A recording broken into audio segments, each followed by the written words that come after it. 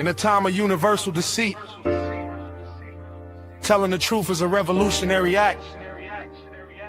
George Orwell. Yeah.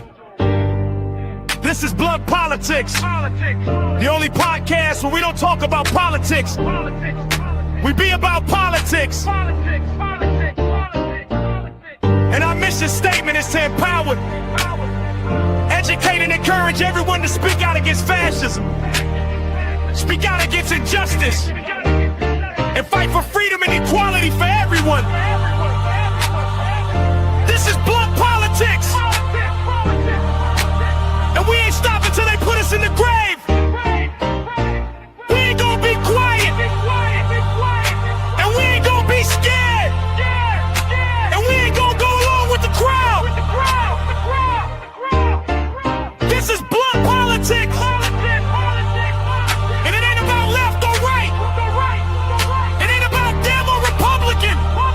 Up, it's about right and wrong. What's happening?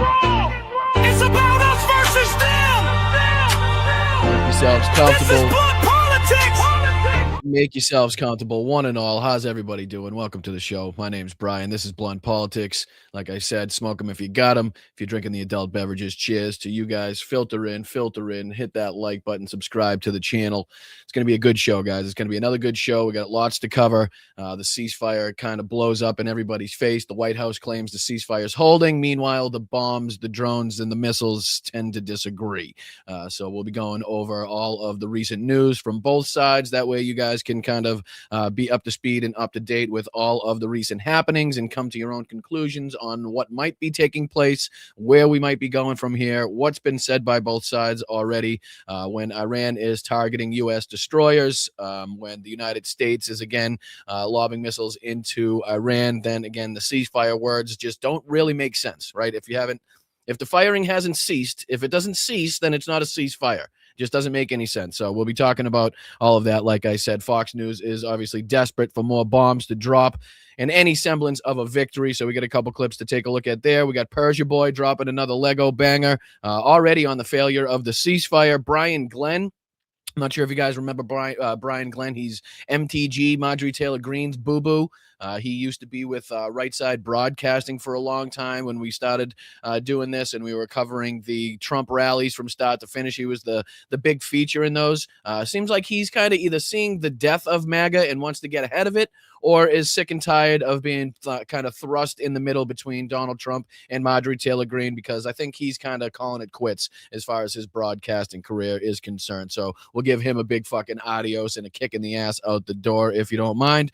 We got some news updates on Ukraine attacked Moscow before May Day. Some flights were canceled, airport chaos. We got some statements there by Zelensky, a couple of videos here by Kate from Kharkiv, Anna from Ukraine to give us updated there. The Virginia Supreme Court overturning the redistricting referendum in Virginia, which would have allotted at least, or some people were suspecting, about 5 Democratic seats there. So again, the Voting Rights Act, and again, people in marginalized communities and people of color being trounced on by high-profile idiots in white in robes and shit like that. This time they're just not white.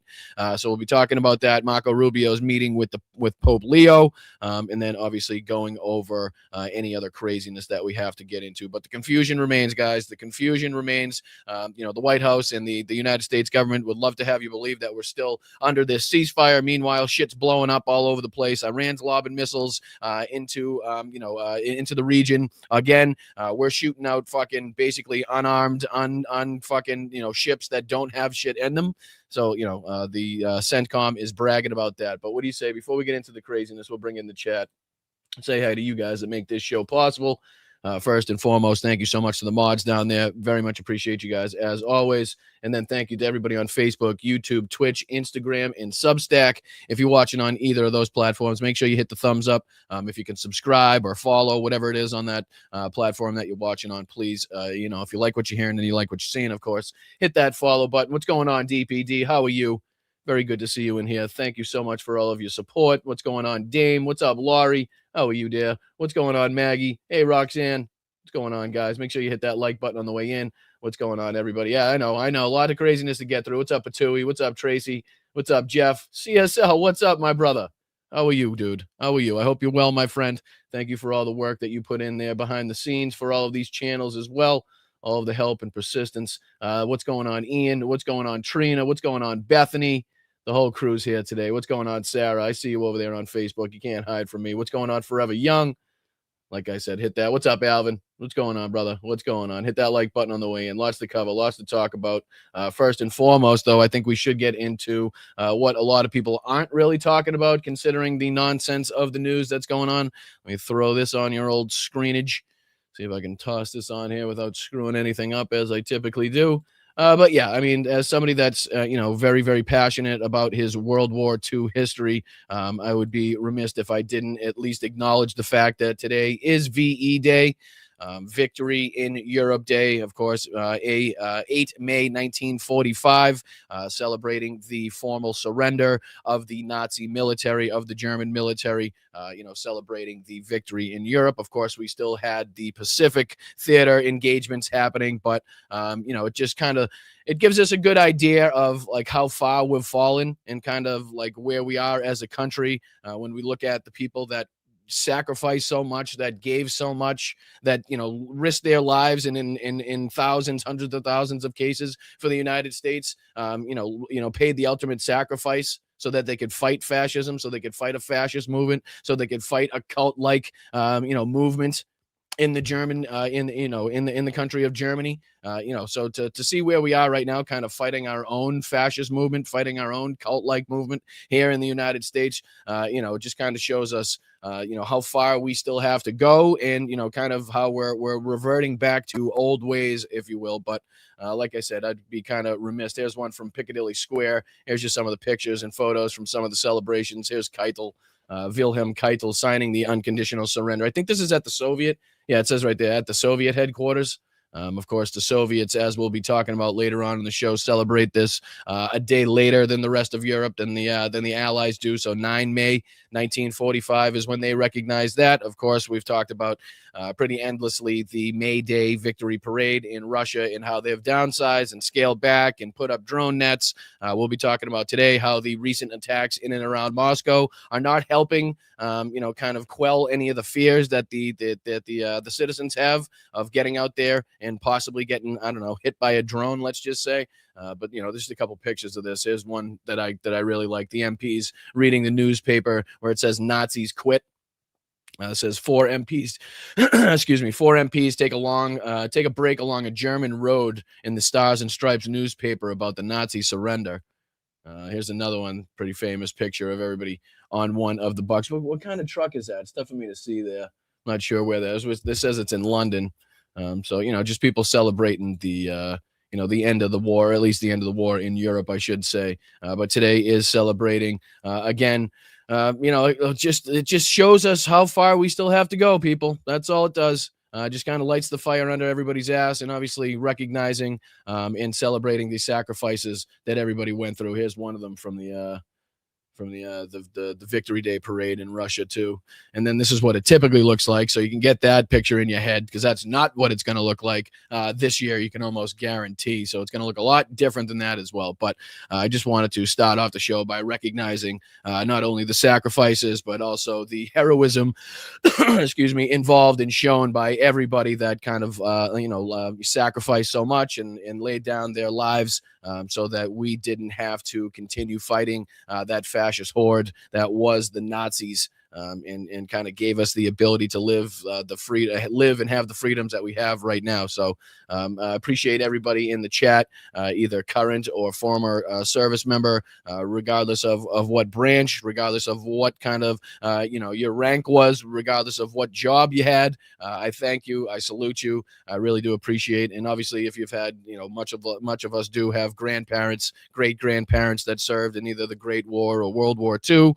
So again, big salute to you guys and your family members and anybody else that had anything to do with. Again, we forget a lot of the times the Rosie the Riveters, right? The women that were involved in working the factories here in the United States and keeping the war machine going, right? So we got to make sure that we include everybody, because it was a team effort. It really was. It wouldn't have happened if we didn't have the ability to churn out the amount of ships and planes, and kind of weaponry that we did to overpower the German military and obviously the Italians and everybody else that fought alongside of them. But let's dive on to a little bit of the other bad news. As it were. I'll throw this on your screen. This was a Midas Touch report here that in a 4-3 ruling, the Virginia Supreme Court has overturned the redistricting referendum approved by voters last month that could have netted Democrats 5 additional House seats. The court ruled that the General Assembly violated the Virginia Constitution in advancing the amendment, nullifying the referendum entirely. Again, even though this was a map that the voters chose.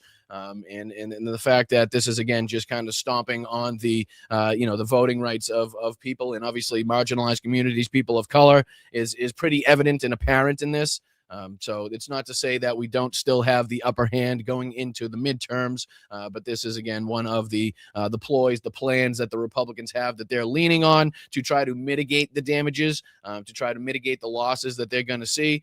It took a long time, took a lot of money to try to get this done, took a lot of convincing of people to change what was changed in Virginia, and it took about 13 seconds for people in black robes to go make a decision to just completely, kind of turn that around and wipe that out in the blink of an eye. So another piece of news that I wanted to bring up and touch on that I'm sure you've either heard, through the rumor mill or on social media this morning. So again, the Virginia Supreme Court in a 4-3 ruling overturns the redistricting referendum approved by voters last month that could have netted Democrats 5 additional House seats. I'm sure there'll be more information and statements to come as far as that's concerned as well. But there's a lot to touch base on as far as the Strait of Hormuz and obviously the shootings that have been happening, the missile launches, taking out ships. The United States CENTCOM is talking about, hitting rudders and dropping fucking missiles down smokestacks and stuff of, again, unarmed cargo vessels that don't seem to have any cargo on them. So they're bragging about what exactly, I'm not really sure. But before we get into the nonsense and the craziness that is what's going on with the Strait of Hormuz, I wanted to throw this on your screen. I wanted to play this just to kind of show you how out of touch, these people are. This is Donald Trump trying to tell you that gas prices are way down. Okay, and this is just really quick, not very long, but telling you that gas prices are way down today. When I think the AAA national average has it down about half a cent. Hey, let's take a look so you guys can be as up to speed and up to date as anybody else. Here you go. So we're 454. Okay. Yesterday was 455. So 455.8 down to 454.6. So again, talking about a minuscule drop comparative to the rise that we've seen, comparative to the price that people are now paying. But again, I just want to show you how out of touch, how easily these people are willing to lie to your face, and how there's no pushback, again, by any of these reporters. Somebody asked him a question about why he's putting so much time, money, and resources into things like this. I think he's at the reflecting pool at this little at this little press conference that he did.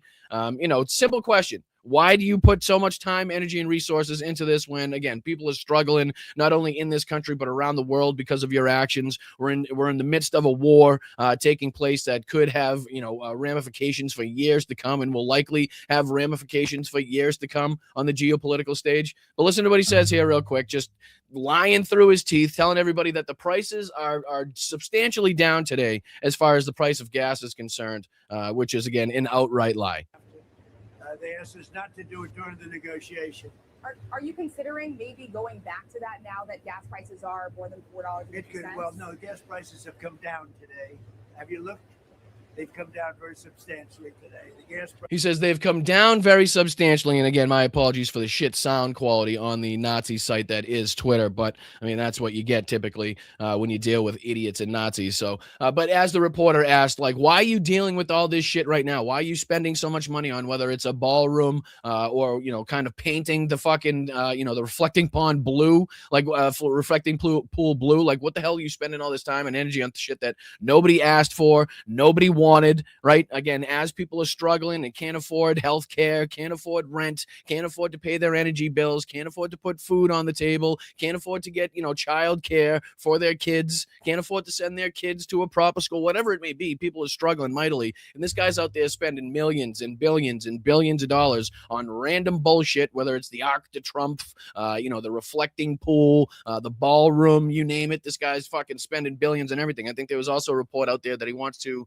repaint the Eisenhower building, and it's going to cost somewhere between $7 and $8 million to do so. You know what I mean? It's just like useless things right now, not things that shouldn't ever be done. But at this moment in time, when we have the issues that we're facing, right, when we have such like existential threats faced in front of us right now, probably not the appropriate time. You know what I mean? I'm just gonna throw that one out there. You guys tell me if I'm wrong in the chat. But it never ceases to amaze me, as we always say here, the ability that he has not only to tell outright lies, but the inability that the reporters have to be like, well, that's just not fucking true, sir, right? Like, that's just not the case. Why are you telling the American people outright lies that can be proven very easily?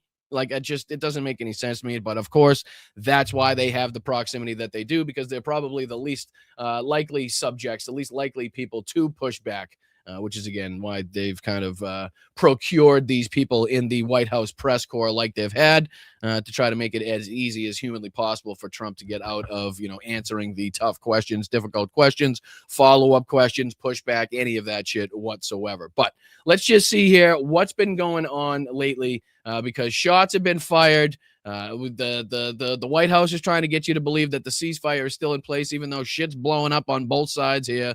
Let's see what's actually taking place. We get a few reports to get into. We'll dive into a few of the statements by both sides. Like I said, the typical places that we'll be looking at: Aragchi, we got MB Galabaf. We'll be taking a look at some of Marco Rubio's statements, reports from the Clash Report, etc., trying to get kind of up to speed and up to date on all things that are being reported on this. And that way you guys can have all the information, make your own assessments, come to your own conclusions, and then we can figure it out from there. But at least we'll be on the same wavelength. Here was one of them that I wanted to show you here that was just kind of detailing some of the generalities, some of the general pieces of evidence that have been coming out from this. This one is a Fox News report, so I'm sure there's going to be ample things to call out.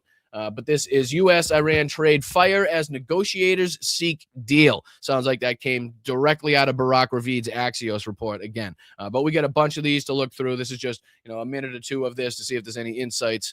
Like I said, things that we need to get up to speed on, and then we'll go through some of the other reporting as well. So hit that like button. I really do appreciate you guys for joining me. Thank you for running through all of the news, the information, the low lights, as it were. So hit that like button, subscribe to the channel. And again, there's one Fox News report on, again, exactly what they didn't want to see happen. Fighting flared up yesterday in the Strait of Hormuz. So Iran shot drones at missiles at American ships, and the U.S. hit back by striking Iranian military targets. So meanwhile, you've got new numbers out of CENTCOM underscoring the pressure on Iran's economy, and it is significant. That blockade is working. They show. And again, it's funny here as we, 30 seconds in, not even 16 seconds in, and we already have ample things to call out. So first thing I noticed right off the bat. So they're going after and using CENTCOM statements, as opposed to, again, the leaked CIA report that we talked about in the Washington Post that gave very detailed assessments on not only the capabilities, both militarily and politically, that the Iranians still have right now, the ability that they have to, again, kind of withhold the hurt that the blockade is causing them. Not only that, but like we talked about, the 75 or so percentage of drones and missile launchers that they still have to use to fight back, as we've seen in the last couple of days. So they're using CENTCOMs, which has been extremely unreliable, let's just say, has been kind of just like Barack Ravid, more than willing to do the dirty work, the bidding, the propagandizing. Either it's from Pete Hegseth or by Donald Trump to appease him, to make it seem like they're having more success than they really are. So sadly, it's become something that you can't believe, much like every other governmental agency right now controlled by Donald Trump and his fucking minions. You just can't believe a word they say. It's unfortunate, and hopefully at some point we kind of get out of that fog. But right now, you'd be best to second guess every fucking thing that you hear coming out of this government, regardless of what agency it comes from, no matter who's telling you it.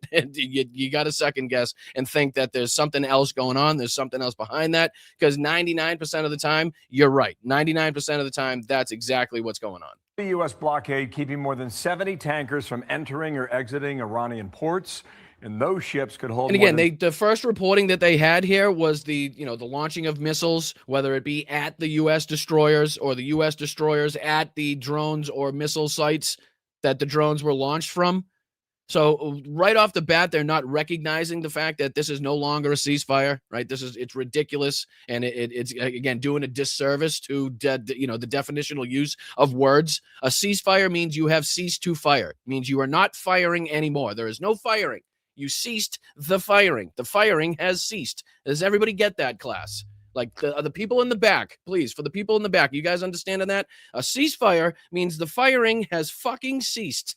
Again, when the fire commences, you're no longer in a ceasefire. You're again in the war. That's what that is. That's just, there's no other ways around that. I know these people have, kind of talked about like there's a threshold for the ceasefire. And if it doesn't cross like the certain threshold, it's okay if a few missiles get shot up. It's okay if a few fucking, a few destroyers get shot at. It's okay if a few fucking cargo vessels get blown up, as long as it doesn't meet a certain, like that's insanity. That is just ridiculousness on a level, I don't know, unmatched. It's just, you can't, that's not true. That's not reality. That's not what's taking place. We're watching shit blow up. We're watching Iranians put out videos of them launching missiles. We're talking to the UAE as they say they've had to intercept missiles now coming at their territory. Like we see what the fuck's going on. You understand that, right?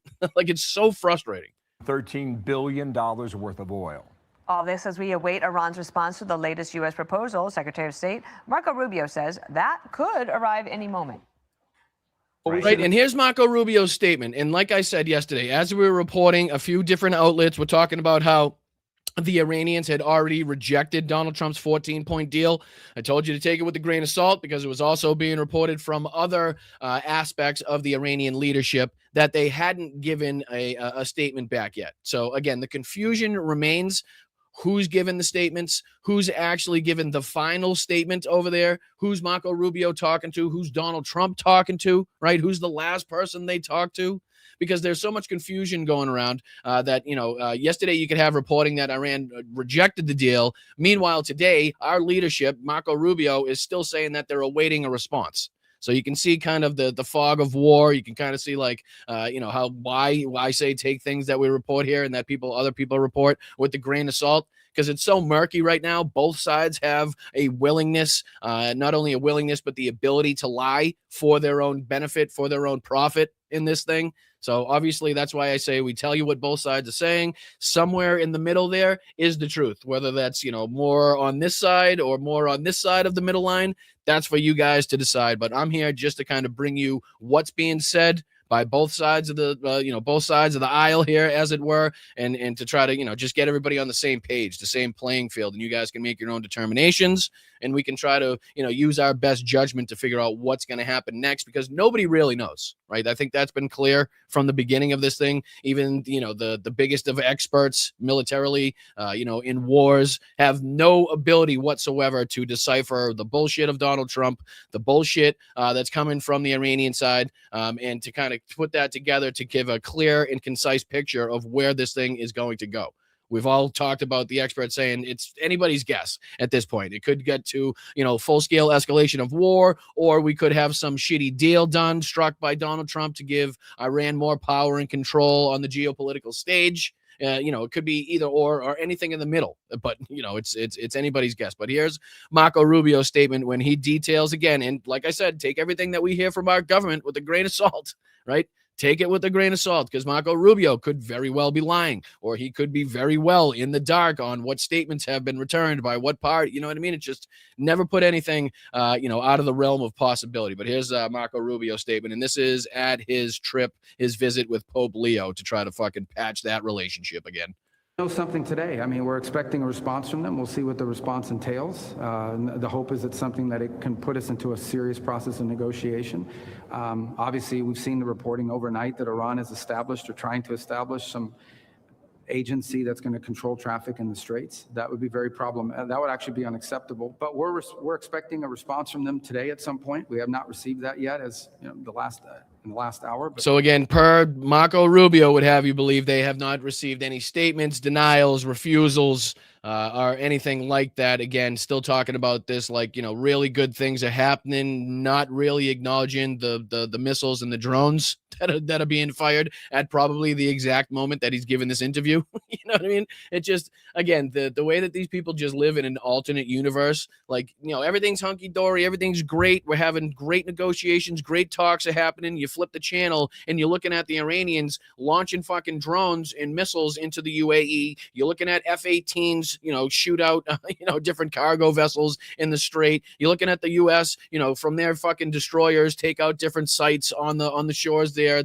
that were lobbing drones and missiles at the fucking destroyer. Like, that doesn't sound like, you know, doesn't sound like a calm, cool, collected situation, right? Doesn't sound like a ceasefire to me, but, you know, who the hell am I? I'm just an idiot sitting there talking about politics. But this is another one I wanted to throw on the screen here. Just a few of these that I wanted to go through. Again, trying to get the most accurate, up-to-date information that we possibly can. This is Iran attacks U.S. warships as Trump issues stark warning. So again, nothing telling me, nothing suggesting that this ceasefire is ongoing. And again, everything from the Iranian side is also telling us that not only do they believe they're winning this war, winning this situation, but they also feel like that this ceasefire not only was never a real thing, but is now officially ended. And they're kind of talking about escalating this thing, much like we've seen over the last 24 to 48 hours. But if you could hit that like button, it really, really helps with the stream. If you could subscribe, if you end up liking what you're hearing, liking what you're seeing, if you're sticking around for a little bit, you like the chat that we've built here, the community that we've built here, think about subscribing. Doesn't cost you a single cent.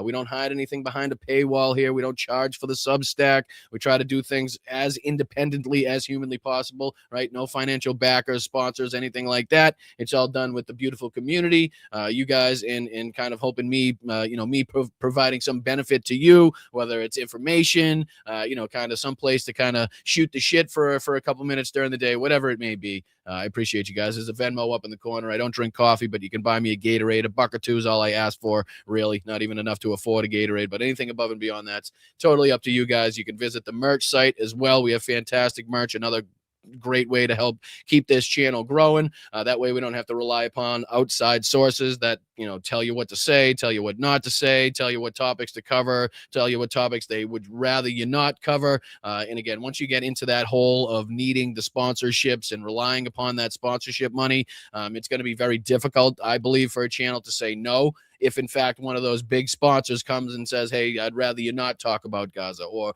I'd rather you not speak about, the Democrats that are, again, funded by AIPAC, or whatever it may be. You know what I mean? So I'm trying to avoid that situation. Again, like I always say, it's not the best business venture. It's not the best business plan to get ahead on the old YouTube sphere. But, I do feel like it gives us some sort of ability to lay my head on the pillow at the end of the night and feel comfortable in knowing that my opinions are my opinions and they're not swayed by any outside resources. So I do appreciate everybody that helps in the chat, whether it's $1 or $2, sending in a super chat, hitting a milestone, all you fabulous bastards over there helping this channel grow. Stick around to the end of the show because I do shout out every single person that either sends in a Venmo or a super sticker, hits a milestone, super chat, all of those things. You get recognized end of the podcast, every show without fail. So stick around. All right, let's dive into this. This is, again, I believe a Dateline, if I'm not mistaken. I've forgotten now, but I think it should give us some insight. Iran targeted the U.S. warships with missile, drones, and fast attack boats. CENTCOM said U.S. forces responded in self-defense and are not seeking escalation. We had 3 world-class destroyers go through the Strait today. Any other country, under the circumstances, wouldn't have shot missiles at it and drones at it and these stupid boats that came at it.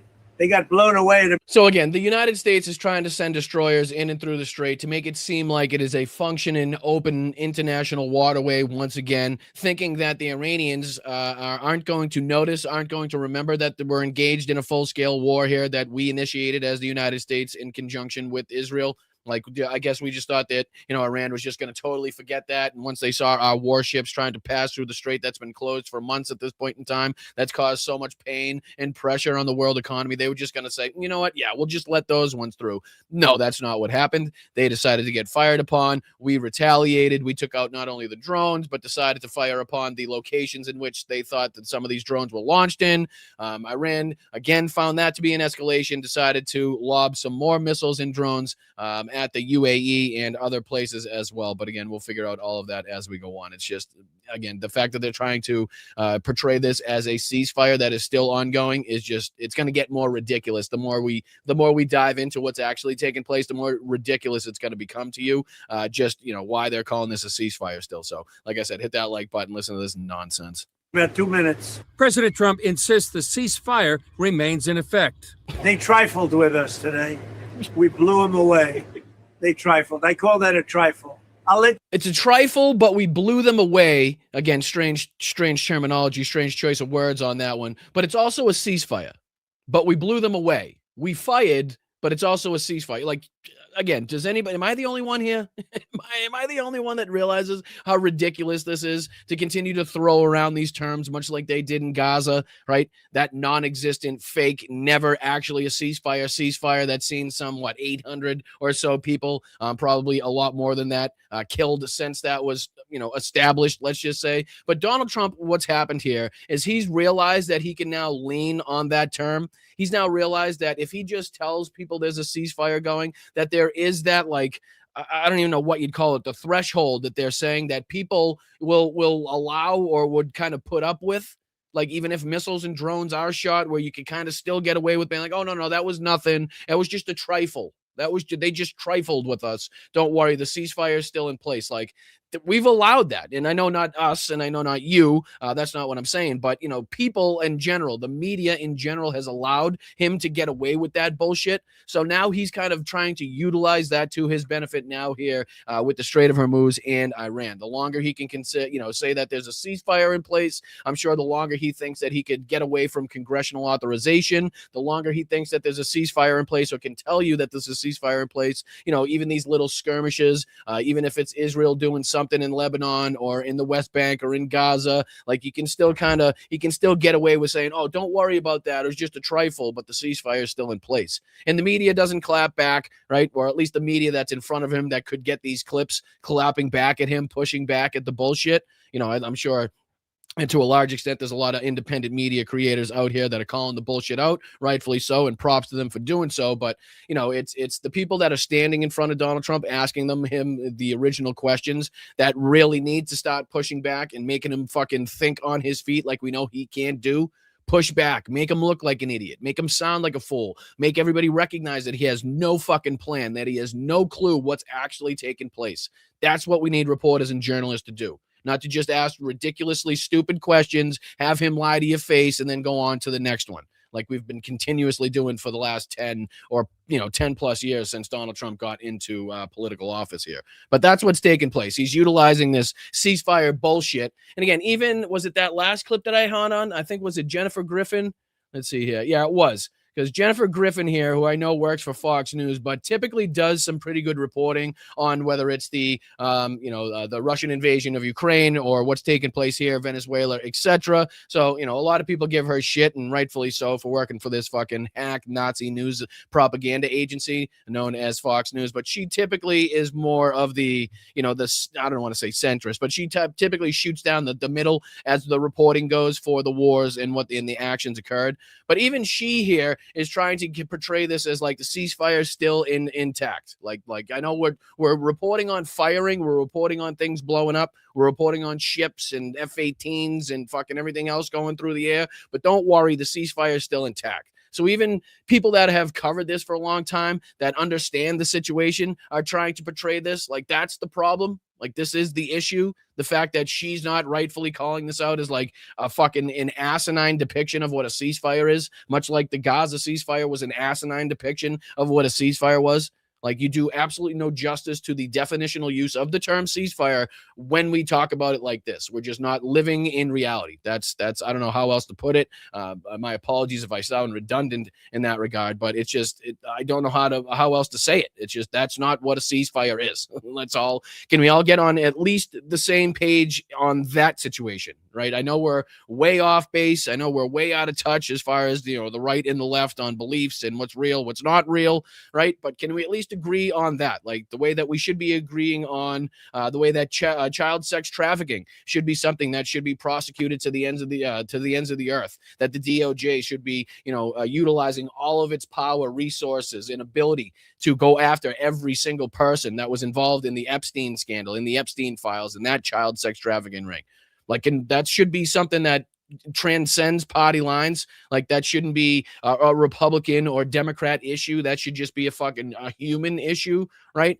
And there's a bunch of that. There's a bunch of those that I'm sure, a lot of people, when it boils down to, it's not based on affiliation. It's not based on what party you subscribe to. You know what I mean? It's just based on your human beliefs, whether or not you believe in humanity and treating people with kindness and allowing them, the ability to live their lives regardless of what they look like, feel like, portray themselves as, who they love. That type of shit, you know what I mean? But who am I to say? Who am I to say? But let's see here. I'm just curious if there's anything else in this. When there's no ceasefire, you won't have to know. If there's no ceasefire, you're not going to have to know. You're just going to have to look at one big glow coming out of Iran.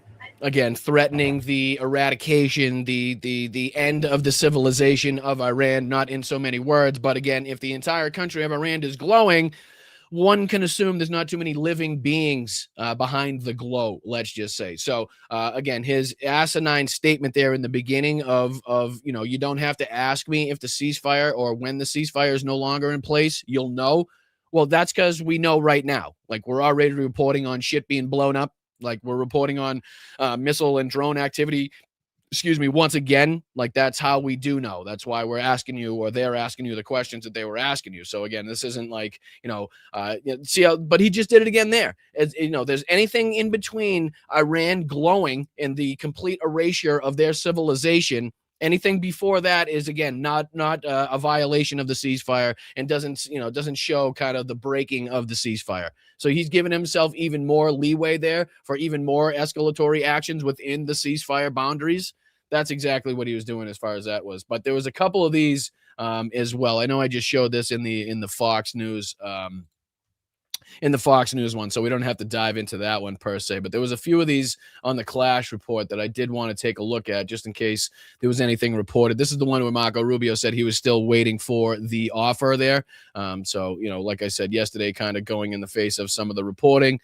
This is where Marco Rubio says they fired on us. My point is, if you fire at a U.S. Navy ship, again, not taking into account that we started this war, there's an ongoing war going on. Right. Like the fact that he still says like Iran is doing this out of nowhere. Like, they're just randomly lobbing missiles and drones into the air. Like, who could be for that? Of course we have to be against that.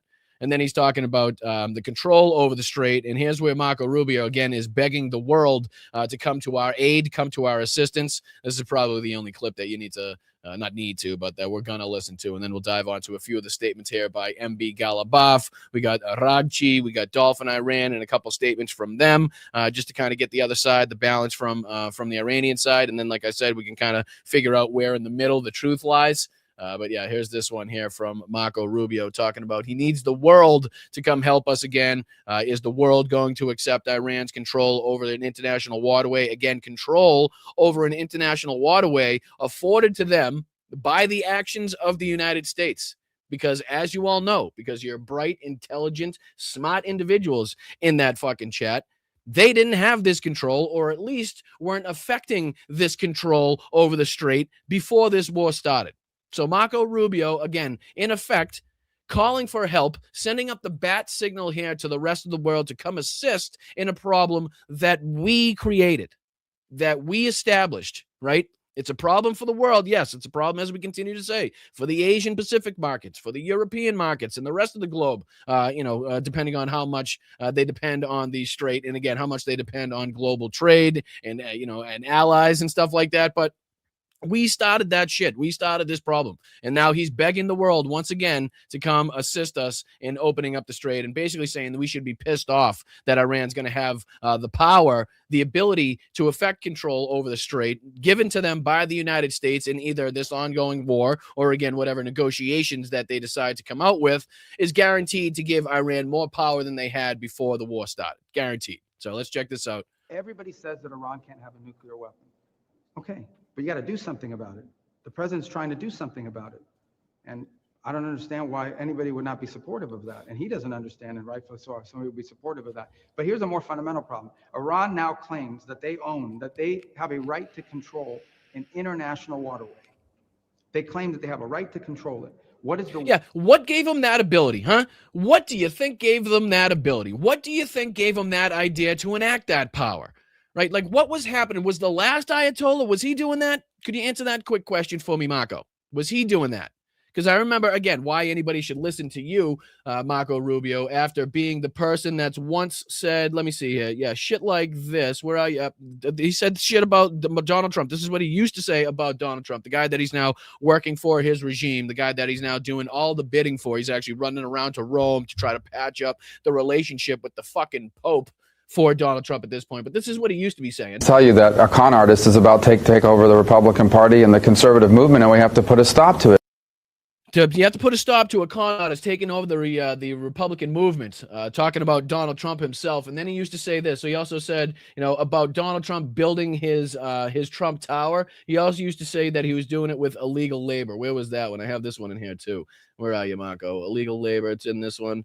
No, there's this. He's calling me Little Marco. And I'll admit, the guy, he's taller than me. He's like 6'2", which is why I don't understand why his hands are the size of someone who's 5'2".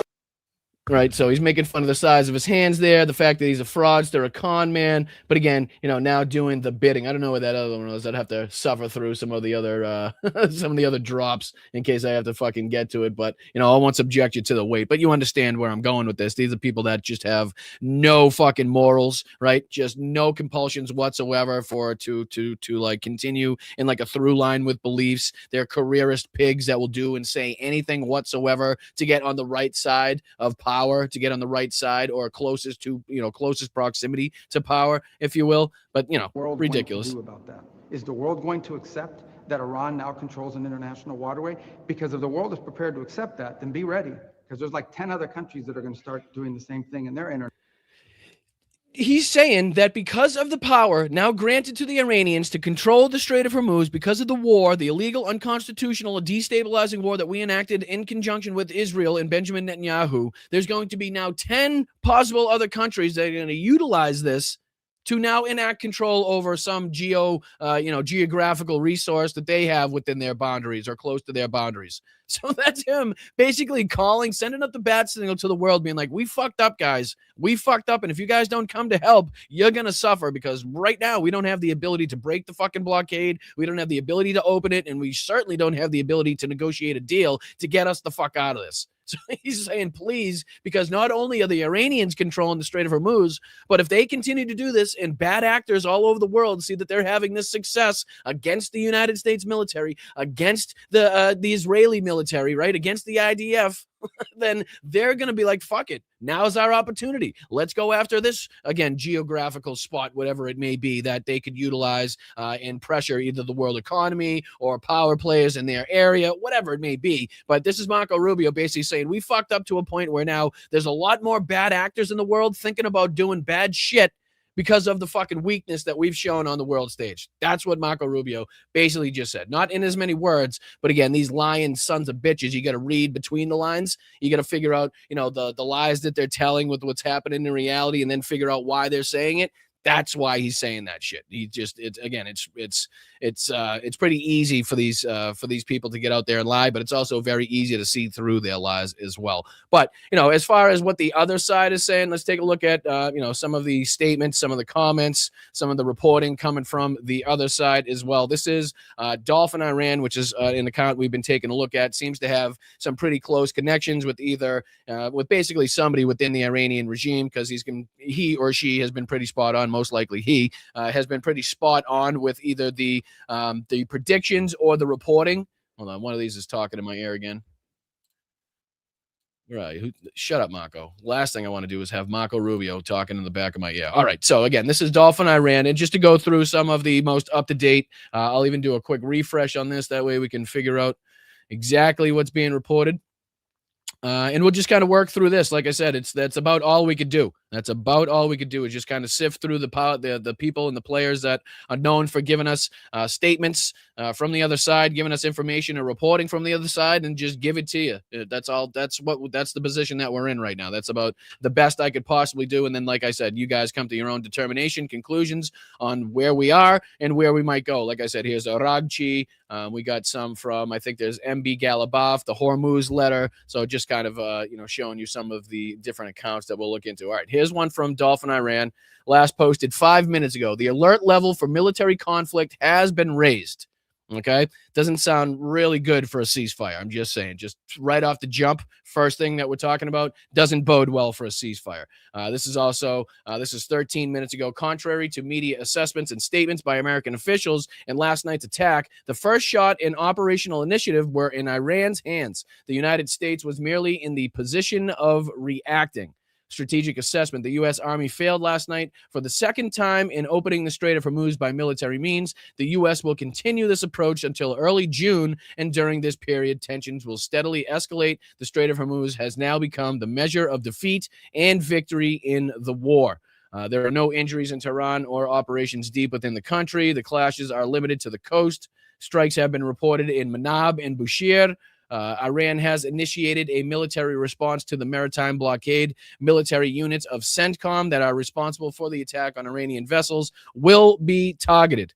Tonight, clashes have occurred due to this reason. Again, that was reported 22 hours ago. So we're just kind of working our way back into the timeline of when this was occurring over the last 24, 48 hours.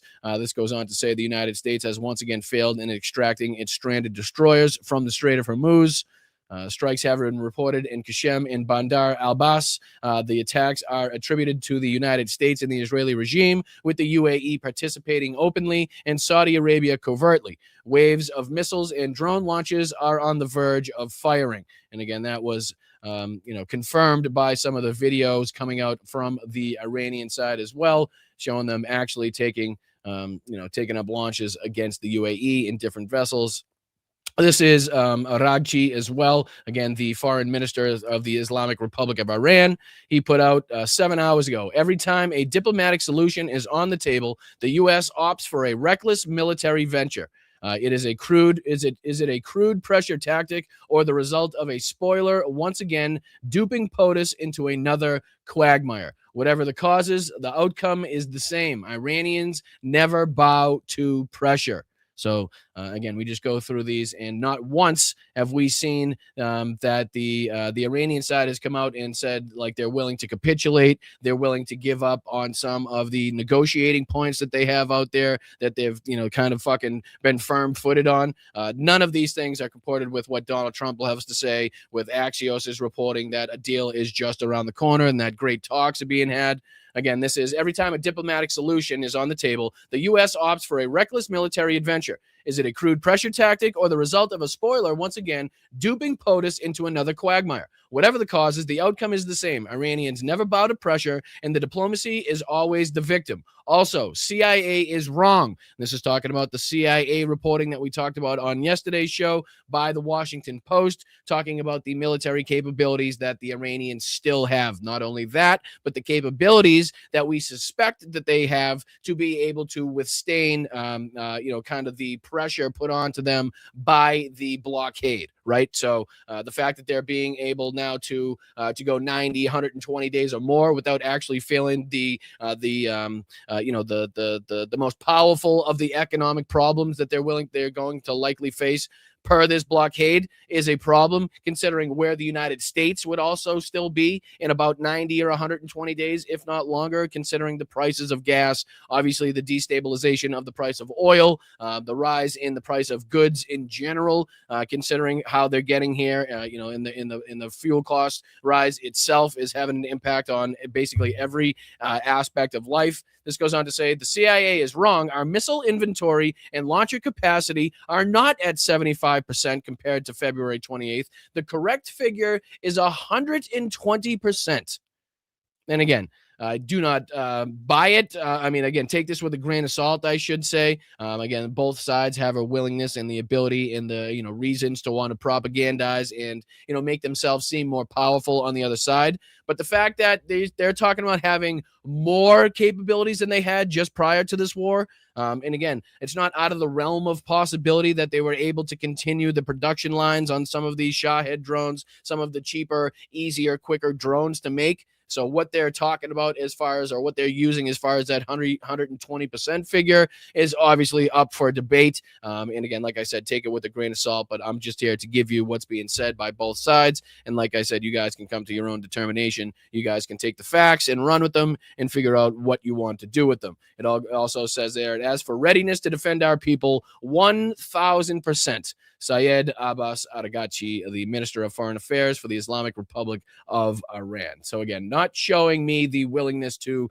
come to the table, not showing me the willingness to capitulate, not showing me the willingness to give the United States or Donald Trump what they've been asking for or what they say they've been asking for. None of that stuff seems to be very apparent per the statements here. And we'll go on. This is from the Hormuz letter, who's been kind of giving us some pretty good updates as far as this stuff was concerned as well. And we're just going back. This is yesterday's reporting, yesterday, May 7th. A confidential CIA, that's the one we already talked about, this one right here. Saudi Arabia and Kuwait have reversed their decision to block U.S. military access to their bases and airspace, with the Trump administration now looking to restart failed Project Freedom as early as this week, per Saudi and Kuwaiti officials. Their territory will host the restart, putting them back in the line of Iran's earlier warning of a crushing response against any Gulf monarchy launching action against it. Again, another reason in which we could assume that the Iranians are not fucking, playing games anymore as far as like these, the blockades, this Project Freedom, obviously seen as a violation to not only the agreements, but whatever fake ceasefire the United States was trying to portray was in place. This is talking about 23 hours ago. Multiple explosions heard around Bandar Abbas and Qasem Island in southern Iran, with locals reporting missile launches, explosions, and possible impacts. Now, does that sound like a ceasefire? That sounds like the firing has not ceased. Sounds like the firing was firing. That's not what a ceasefire is. This also went on to talk about how 5 U.S. Air Force KC-135 Stratotankers have taken off from the UAE, with at least 4 more tankers airborne over Israel and Jordan, and 1 going dark with transponders off. Trump separately did not appear at a scheduled press event with the Brazilian president that was set for over 3 hours ago, with no explanation given.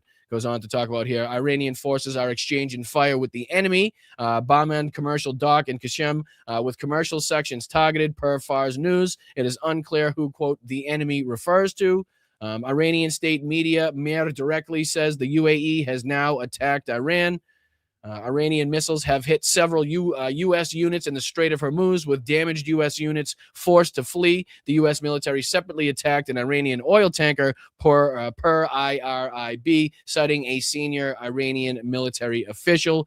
Iran attacked U.S. missile destroyers after the U.S. attacked Iranian tankers, per IDF military radio. Again, this is all going on yesterday as everybody's talking about this ceasefire that's still in place. We've also seen today more actions, more shooting taken by the United States military, I believe either shooting into a rudder or disabling what was it? I think it was 2. I think it was the U.S. fired on 2 tankers today, if not more, depending on what the reporting has changed since I looked at it this morning. This also talks about Iran attacked U.S. missile destroyers after U.S. attacked Iranian tankers. This says anti-aircraft activity and 3 loud blast sounds reported in western Tehran. The U.S. military has carried out strikes on Iran's Qashem port and Bandar Abbas per Fox News, again confirming the previous reporting there. Iran's Navy targeted 3 U.S. destroyers in the Strait of Hormuz using missiles and suicide drones, forcing them to flee towards the Sea of Oman. That's per Tasnim. Explosions reported in Dubai and Abu Dhabi, per local reports. Iran's top joint military command says Iran will respond decisively and immediately after the U.S. breached the ceasefire by attacking Iranian oil tankers near Jask and opposite Fujairah, while launching air assaults on civilian areas in Bandar Karmir, Sarik, and Qashem Island in cooperation with some regional countries. Again, that's 21 hours ago. So again, we're just kind of making our way to present time here, going through the reporting. CENTCOM confirmed the Iranian forces attacked the USS Truxtun, USS Rafael Peralta, the USS Mason, all transiting the Strait of Hormuz, with the U.S. saying no ship was damaged. Take that with a grain of salt, because again, that's coming from CENTCOM, which is going to be unlikely to confirm any of the damage, any of the efficacy by the Iranian strikes, to not give them any propaganda wins. So this says the U.S. then struck Iranian missile and drone launch sites, command and control locations, a naval base in Manab, and ISR nodes. Iran's IRGC Navy says 3 U.S. warships were damaged and forced to withdraw. So again, this is the through line of this war. Both sides saying complete and totally opposite things, somewhere in the middle being the truth. That's why we go through as much as we possibly can of anybody that has insight, information, statements, anything along those lines, so we can kind of get it all and be on the same page, whether it's bullshit or not. At least we all know the same bullshit at that point in time. So again, that was 21 hours ago. This goes on to say, we just read that one. My apologies. Let's see what this one is. NASA firm's satellite data shows that fire ignition in the Strait of Hormuz off Oman's Musandam province at 22:21 UTC, in roughly the same area where Iran's IRGC Navy said 3 U.S. destroyers were damaged and forced to flee toward the Sea of Oman. An image shows a ship burning in the area. So again, if there's been further confirmation, because like I said, we're kind of working our way up to current time. This is 16 hours ago, so I'm sure there'll be more reporting coming in. This is from also 16 hours ago. Iran is currently attacking the UAE with ballistic missiles, cruise missiles, and drones, with air defense intercept sounds heard across various parts, per the UAE Ministry of Defense. 15 hours ago, all flights into Dubai and Abu Dhabi are holding as air raid alerts go out across the UAE during the Iranian attack. Here's more from that NASA firms. The MV, hold on, did that just change? Yeah, here it is right here. NASA firm satellite data shows the large fire previously detected in the Strait of Hormuz, Monsam province, drifted 6 kilometers diagonally to the left from its original position over 110 minutes, indicating a ship burning and drifting with current.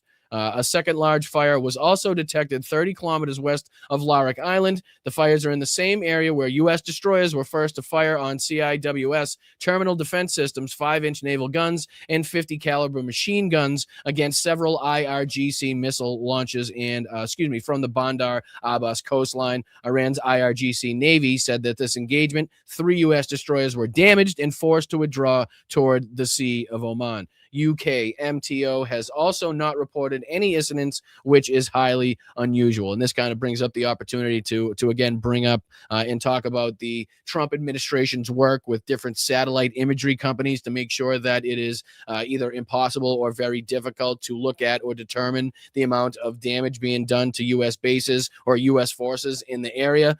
So again, this goes on to say, an IRGC radio transmission warned all nearby vessels in the Strait of Hormuz to maintain a 10-mile buffer zone from the U.S. warships, saying they need to teach Yankees a lesson with missiles and drones, per CNN. Again, not showing the willingness to lay down their arms. Iran's Parliament National Security Commission chairman separately said the legal regime plan for the Strait of Hormuz is ready and set to become permanent law, per Fars and Tasnim.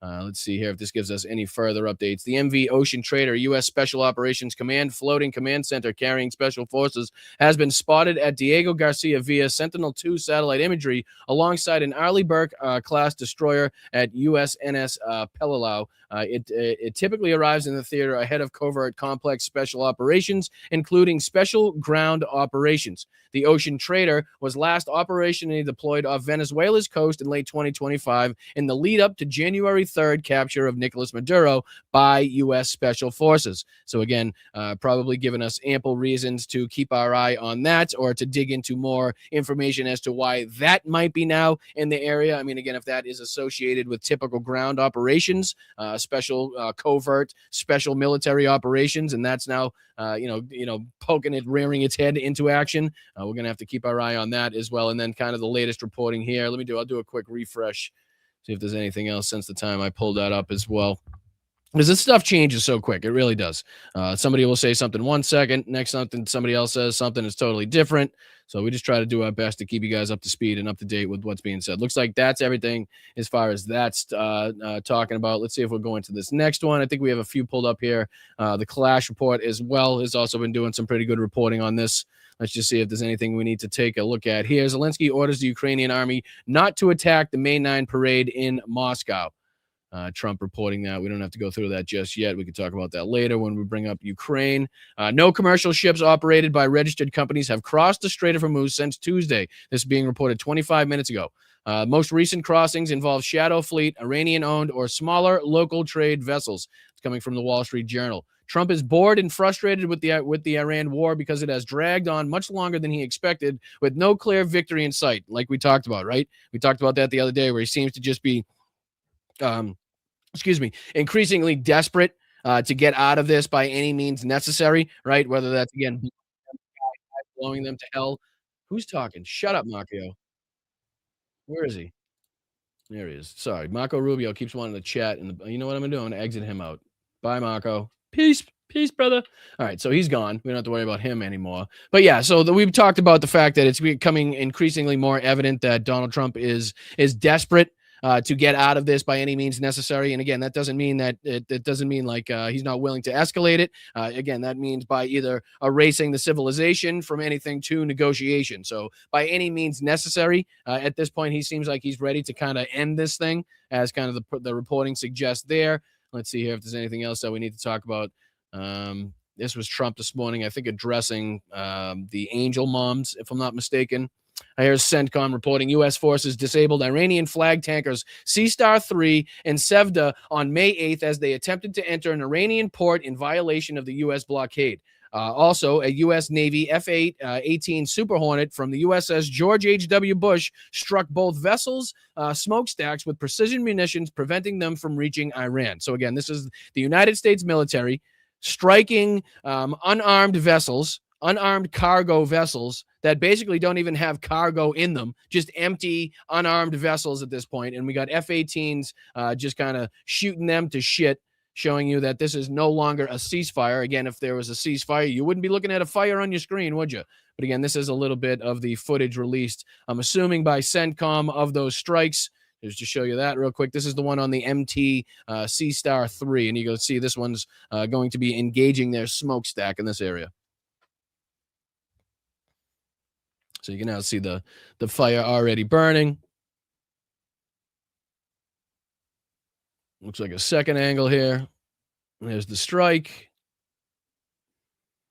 So again, that coming from the United States military today against at least two that has been reported here, different tankers from the either trying to leave or get to Iranian ports. This says U.S. military launched more airstrikes today, targeting several empty oil tankers attempting to break the blockade. The Pentagon has started releasing new UFO and UAP files to try to distract the public, but we're not going to allow that to happen. And then, like I said, there's a few more of these clips by Marco ass-kissing Rubio, which we don't have to dive into anyway. So that should kind of give us a break here where you guys could hop out, hit that like button, subscribe to the channel, stretch your legs. We're going to be getting into here. This next clip is going to be the desperation that Fox News has to kind of, pry some victory out of the jaws of defeat.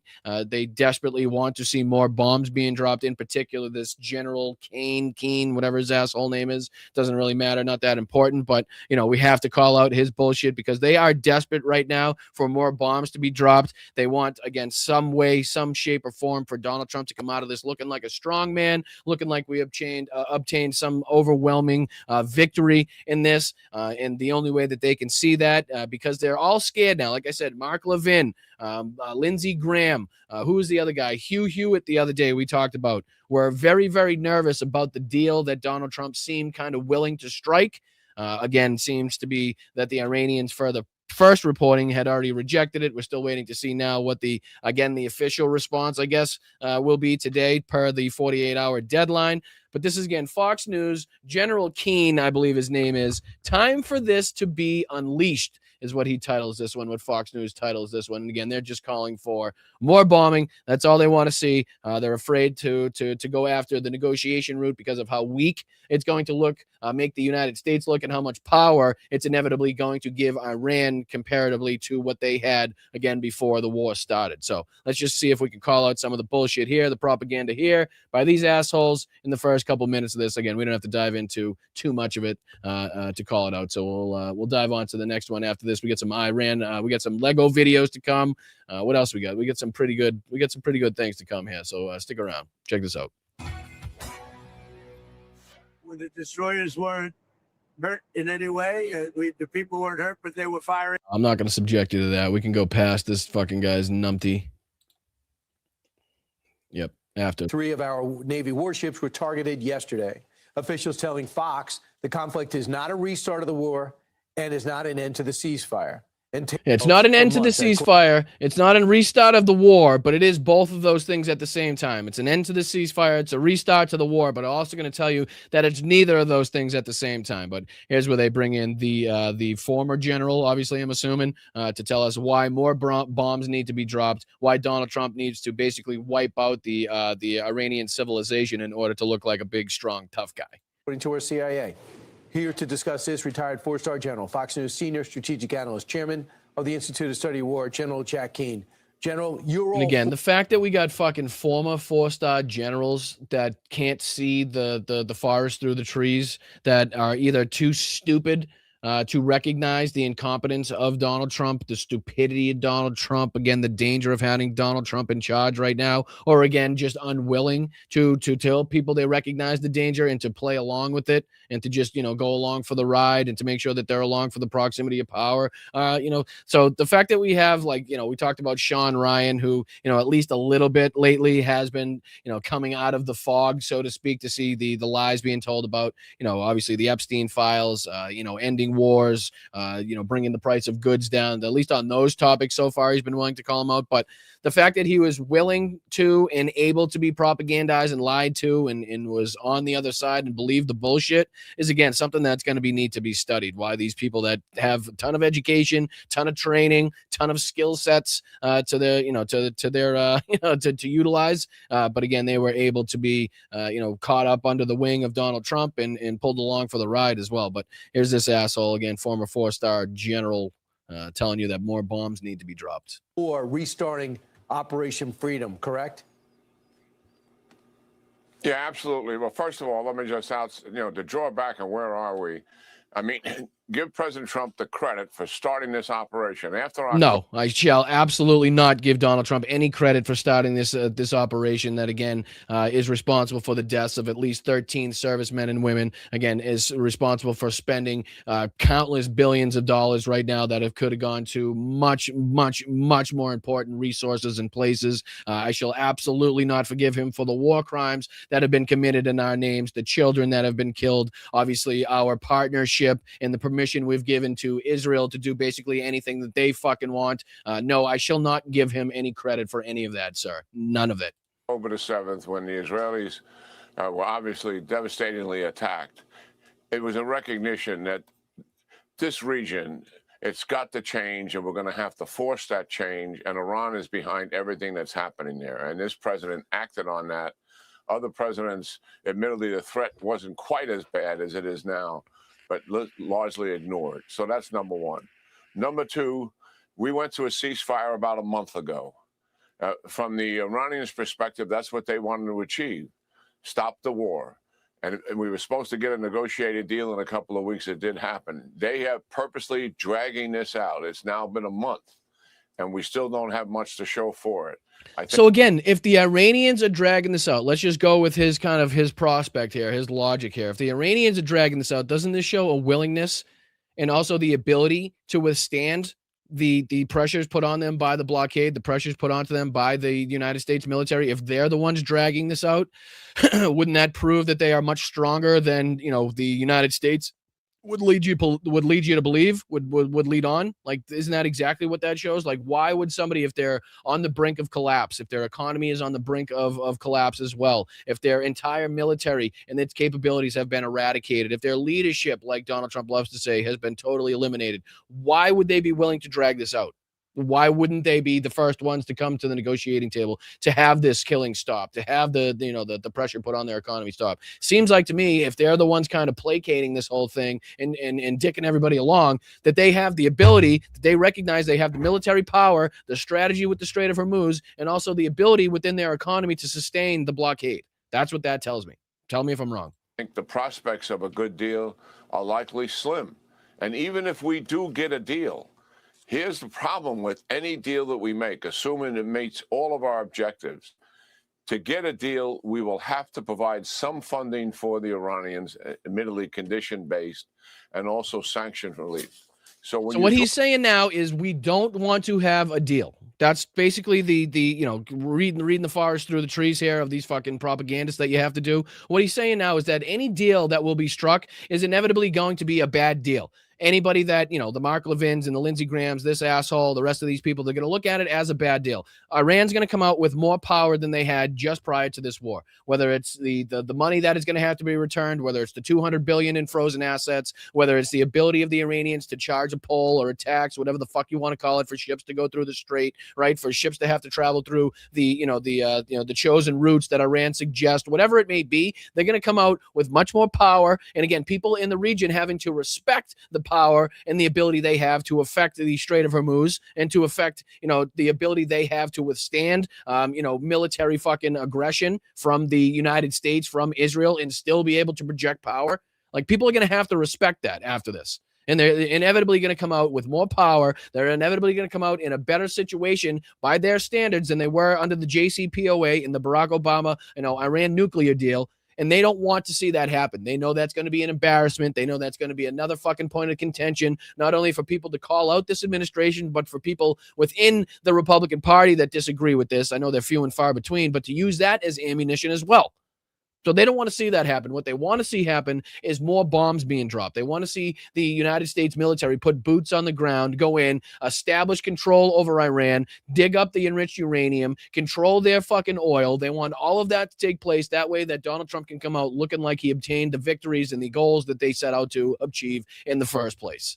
And they think, and this guy thinks, that can only happen with boots on the ground, with more bombing, with more missiles, with more fucking military activity. And any negotiations, any deals that come out of this is going to make the United States weaker, is going to make the Iranians stronger, and again, is going to have huge impacts and ramifications for years to come. That's what he's saying without saying so much. Brought back from that, even after a negotiated settlement, what do we have? We have a regime that survives and also ability to recover.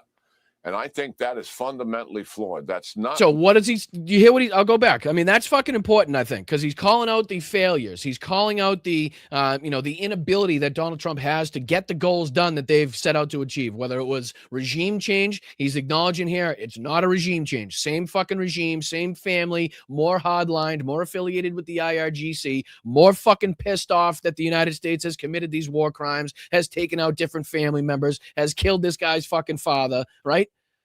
I mean, again, am I crazy? But listen to what he says. He's calling out the incompetency, basically, of the Trump regime and stating the only way we can get out of this and save face is to further escalate this. Listen to what he says. After a negotiated settlement, what do we have? We have even after a negotiated settlement, what do we have? Regime that survives.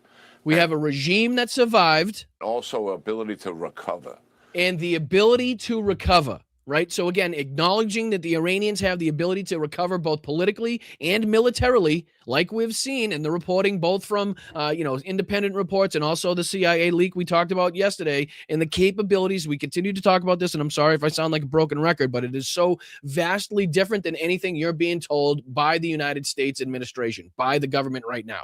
That's why we have to continuously drill this into everybody's head, show you the statement, show you the report, show you that there's no ships getting through the Strait, where Pete Hegseth said that we painted a fucking red, white, and blue dome over the Strait and trying to get you to believe that it's wide the fuck open. That's not true. When Jesse Waters said it was a great sight to see the United States Navy guiding hundreds of ships through the Strait of Hormuz, that never fucking happened. That never fucking happened. So the fact that they're telling you that as fact gives us, it puts pressure on us here as independent creators to tell you, no, that's not the fucking case. That's not what took place. That's not what's happening in reality. This is what's happening in reality, or at least this is the closest we could come to telling you what's happening in reality. But it is nowhere near what Jesse Waters, Fox News, the White House, Pete Hegseth, the Pentagon, CENTCOM is telling you as far as what's taking place. It's just not. And I think that is fundamentally flawed. That's not where we started this operation to achieve. So he's acknowledging there that is not what we set out to achieve. Okay, that is not the goals that we set out. We told the United States that we were trying to go after. Okay, so he's now saying that any deals, any negotiations is going to be seen as a complete and total failure, which only leaves us one other option: escalation, boots on the ground. Right? Making sure that we control and actually take out their entire regime. Actually go in there and maybe fucking send hundreds of thousands of weapons into the Iranian population in hopes that they rise up against the regime. Right? That's what he's talking about here. That's what he wants to see happen. We want Iran back on its heels, suffering significantly and susceptible to resistance from their own people, internal pressure. So in my internal pressure. So still with the idea that we're gonna arm the Iranian people. We're gonna see this this huge uprisal. We're gonna see this big coup attempt by the Iranian people on the regime that's now in place. A regime that Donald Trump says that nobody knows what the regime is. It's just the back and forth bullshit is again almost too much to report on as far as that's concerned. But what do you say we dive into this next video here? I think we're going into the Iran Lego. Persia boy Hamat with his latest drop here, already making fun of the ceasefire failures. Again, they're pretty quick on the draw. I got to say, it's not that one, but it is this one. They are really quick on the draw with these. A report comes out, news breaks, and then all of a sudden, about 13 and a half seconds later, you're already watching that in Lego form. So I just wanted to fill everybody in on this one. Like I said, latest one here from Persia Boy. This is, I think, ceasefire. It says here, news, U.S. just broke the ceasefire while exchanging talks. They attacked an Iranian oil tanker in the Strait of Hormuz. So we'll see what trouble we can get into playing this one, as we always say. All right, hit that like button. My name's Brian. This is Blunt Politics. And again, the latest Lego banger here from Persia Boy. Let's see what we get into. Yeah. Ceasefire broken. Ceasefire broken. You attacked our tanker, now your ships are smoking. Ceasefire broken. Around what you once, now feel what we're holding. You hit our oil tanker in the middle of the Strait. Tried to play tough, now your destroyers feel the weight. ILGC Navy and some missiles flying straight. 3 U.S. warships damage running from the gate. Emirates join the strike, helping you dirty gang. Get ready to ride camels again. Feel the shame, we keep our word. It's basically just a breakdown of yesterday and the day before's news. Like, in case you didn't catch your nightly news, you can just pop into the fucking Iran Lego video to catch up on what you missed. Every single day. Ceasefire broken. You attacked our tanker, now your ships are smoking. I ran what you once, now feel what we're holding. Yeah. You thought you could sneak in and break every rule. Now the whole world watching you play the fool. Epstein class pulling strings, Trump on his knees. Again, they're not letting the Epstein class, the Epstein story, or Donald Trump get away from, again, being his his involvement in the Epstein files, which is again another aspect I'm sure has to bug the shit out of Donald Trump. Has to get to him. Whatever baby tells him with ease. Drums of war are beating. We hear them loud and clear. We do not want war, but you keep testing it. Ceasefire broken. Trump called it a love tap. What a pathetic lie. You started this fire, now Iran is responding. Harsh response coming. Hear the Persian liar roar. Iran still standing tall. Sacred defense. Sacred defense. We keep our word. Yeah, we see you.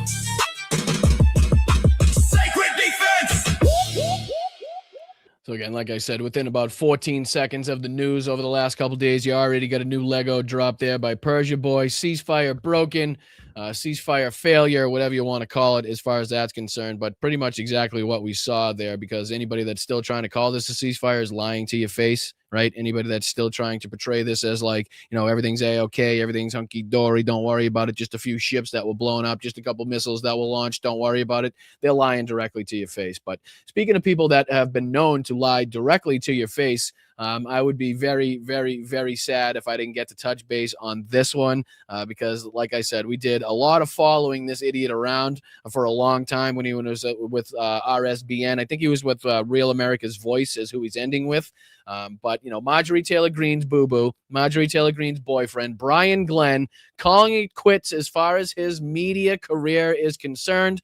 If you can call it a career, I don't know what, where his established sites were, but I'm sure the RSBNs and the Real America's Voice don't count. I can tell you that much. But is he kind of noticing the death of the MAGA cult, or is he just sick and tired of being thrust in between Donald Trump and Marjorie Taylor Greene? Because as we saw, was it this week or I forget exactly when it was, but Donald Trump basically calling Brian Glenn out in the Oval Office, basically saying that, he's caught in the middle. He likes Brian Glenn, but what the hell happened to Marjorie Taylor Greene type of thing. But this kind of prompted, some are speculating, this removal or this retirement, I should say, from Brian Glenn. But I just want to play the first minute here where he goes on to basically rat himself out as being a propagandist, as being a MAGA mouthpiece. So, they're more than willing to kind of give it up at the end when they're rats fleeing from a sinking ship, to tell you the truth. And I think that's what Brian Glenn does here. But to give him a swift kick in the ass out the door, don't let the good Lord, don't let the door hit you where the good Lord split you type of thing. Get the fuck out of here. Good riddance to Brian Glenn. Let's see him off in the only way we know how to do here at Blunt Politics, with a big old fuck you, Bry guy. But here he is announcing his retirement, announcing him going home, packing up his suitcase, taking his ball and going home, and even fucking up one of the most, like, the easiest phrases known to man. Like, you don't leave your gloves in the ring, you hang your gloves up. Like, you hang your skates up, you hang your boots up. He can't even get this shit right. But here he is, Brian Glenn, either recognizing the death of MAGA and trying to get out just ahead of it before the collapse really starts to kick in, right before the midterm fucking slide happens, and then inevitably from there to the general election it gets even worse, or is it again him trying to remove himself from the fight between Marjorie Taylor Greene, MAGA, and Donald Trump? You guys can decide. Let me know in the chat what you guys think. But again, here's Brian Glenn on with what's this asshole's name? Eric Boiling, announcing his retirement. Yeah, good afternoon, Eric. It's a little bit of sad, and it's a little bit of happy as well, as this has been really the only life I've known. How fucking pathetic is that? I mean, again, I don't know if he's talking about MAGA specifically or his media career, but again, anything kind of defining you in and of itself is just a sad look. Like, you'd think you'd be a little bit more well-rounded with all the praising you give yourself. I'm just saying, I don't know. Chasing the news, being in front of the camera, a lot of times behind the camera, and especially in the last 7-8 years, following President Trump, being kind of the MAGA mouthpiece, if you will. The MAGA mouthpiece. Like, he calls himself the MAGA mouthpiece. Like, that's a derogatory term given to people that literally climb out of the anus of Donald Trump to make a news report, and then they fucking scurry right back into the dark fucking abyss that is Donald Trump's taint. Like, the fact that he's calling himself the MAGA mouthpiece is just wild. But like I said, I feel like they're more willing to give you the truth, to lay it out on the line when they know they're not going to be around anymore, to kind of feel the heat. So I think that's what's going on here. For the Trump America First agenda. But this past Sunday, sitting at home in Georgia, I decided that it's time to... Sitting at home, taking punches from Marjorie Taylor Greene because she's so pissed off that I still get to ask Donald Trump questions, and I'm not defending her in the Oval Office. But as she was doing her Thai bow, right, as she was ruining her shoulders, doing her fucking ridiculous pull-ups that she does, she was actually beating the shit out of me. That's why my eyes are so puffy. But, it made me realize that I no longer want to do this as I was getting my ass kicked by my girlfriend. I'll use a MMA reference. It's time to leave the gloves in the ring. And you fucking hang your gloves up, you dope. I don't know, like, again, never, I wouldn't put it past the UFC fighters for getting that wrong, considering the shots to the head I'm sure they've taken, but it's typically what I've heard said is you're hanging your gloves up, like you're hanging your boots up, or you're hanging your skates up, or whatever you're hanging up, you're hanging them up. You don't fucking leave them in the ring. Why? You want somebody else to use them? You weirdo? And walk away from what I really consider it's been a great career. It's been a great time with Real America's Voice. It's been fantastic working with you. I started this thing back in 1989, Eric, and my very first gig, believe it or not, was to put on a peacock outfit for Merv Griffin at a promotion that we had for all of the game shows that he is a mastermind behind. From fucking wearing a peacock outfit to just being a cock himself. Brian Glenn there announcing his retirement, announcing him leaving, his job as the MAGA mouthpiece, as he calls himself there.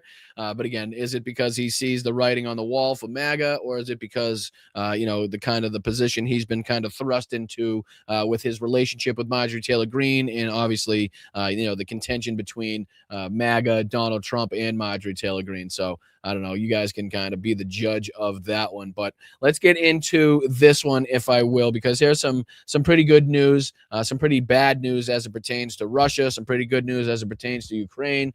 This was a report basically that that Ukraine had struck deep inside of Russia, near Moscow, to kind of give them some second guessing, to kind of give them some reason for concern, as it will, as the May Day parade is coming up tomorrow for the Russians. So I just figured we'd dive into a little bit of this, to report on the strikes here. There's some Kate from Kharkiv we'll dive into. Anna from Ukraine has some pretty good insights into this as well. And then there's a statement here from Volodymyr Zelensky. So we'll dive into those. Hit that like button. I really do appreciate you guys for joining me.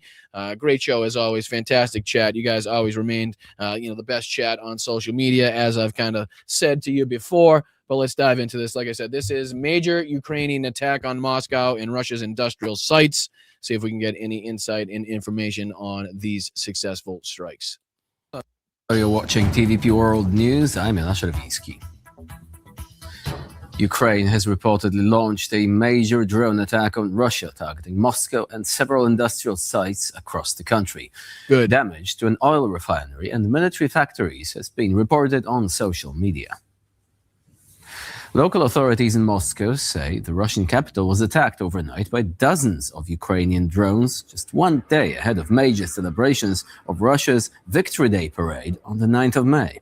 And again, this kind of tells us two things, right? Well, probably more than two things. It tells us the ability that the Ukrainians still have to strike this deep inside of Russia, and the inability that Russia has to put up air defenses to protect these places, especially the capital, right? Especially the capital during, the month where they're having their May Day parade, the Victory Parade. So not only that, but it's also showing us that they're not really being that effective at clamping down on the Russians' use of Telegram, considering it seems to be where these where this footage is coming from. Again, showing us the efficacy of the Ukrainian strikes, something that is a small piece of why Russia and Vladimir Putin want to crack down on the Russians' ability to use these different sites to make it at least a little bit more difficult for the Ukrainians to to see what successes they had, or to determine what actually took place during these strikes. Just kind of a small part of that. Obviously, Vladimir Putin rolling out the Max app, I believe it's called, to try to get more control over the population in general. But again, another reason as to why you can see they'd want to kind of curtail the use of Telegram, because a lot of these leaked footages, a lot of this footage is coming from that. The mayor of the city This is, as you can see here up top, from Rostov-on-Don, Russia. 26 of the UAVs were downed by air defenses. The raid caused temporary flight restrictions at Moscow's airports. Images reportedly showing damaged industrial facilities in Rostov-on-Don and a struck refinery in Yaroslavl have also surfaced on social media. The attack came after Russia's defense ministry announced a ceasefire for from midnight on the 8th of May. I love that. The preeminent ceasefire from the attacking military. Like, please don't strike us while we have our May Day, our victory parade. Like, we're just gonna announce a ceasefire and hope everybody just kind of abides by it, is what they thought. Ukrainians basically give them a big fuck you. Like, absolutely not. But as we saw just reported, there was apparently a statement put out by Volodymyr Zelensky telling the Ukrainian military not to strike inside of, I'm not sure if it kind of detailed it just to Moscow or what it was, but we'll see if I can pull that up behind the scenes as well. But this is from Yaroslav, Russia, as well as you're seeing the damage from some of the strikes, the Ukrainian drone strikes inside of Russia. Until the 10th of May. Ukraine's President Volodymyr Zelensky said that Russian forces continued to strike Ukrainian positions along the front line during the night, which he said showed that Russia has not taken even a token attempt to cease fire on the front. It's the ceasefire that we're not going to abide by, but we need you guys to abide by, but also we're going to keep shooting you guys like idiots. Ukraine's Foreign Minister Andriy Sybiha thanked Poland, Germany, and Kyiv's other European allies for taking a clear stance against Russia's attempts to intimidate the foreign diplomat. Before we jump on to that next topic he's talking about here, I wanted to show you guys this as well, because this is from Kate from Kharkiv. She's reporting collapse at Moscow's airports continue. Some passengers have been stranded for over 30 hours, sleeping on the floors with zero help from authorities. It's unclear how much longer Ukrainian drones will disrupt air travel. Turns out starting a war can really spoil vacation plans. And again, here is some footage coming out from some of the Russians, I believe, trapped in the Moscow airport, if I'm not mistaken.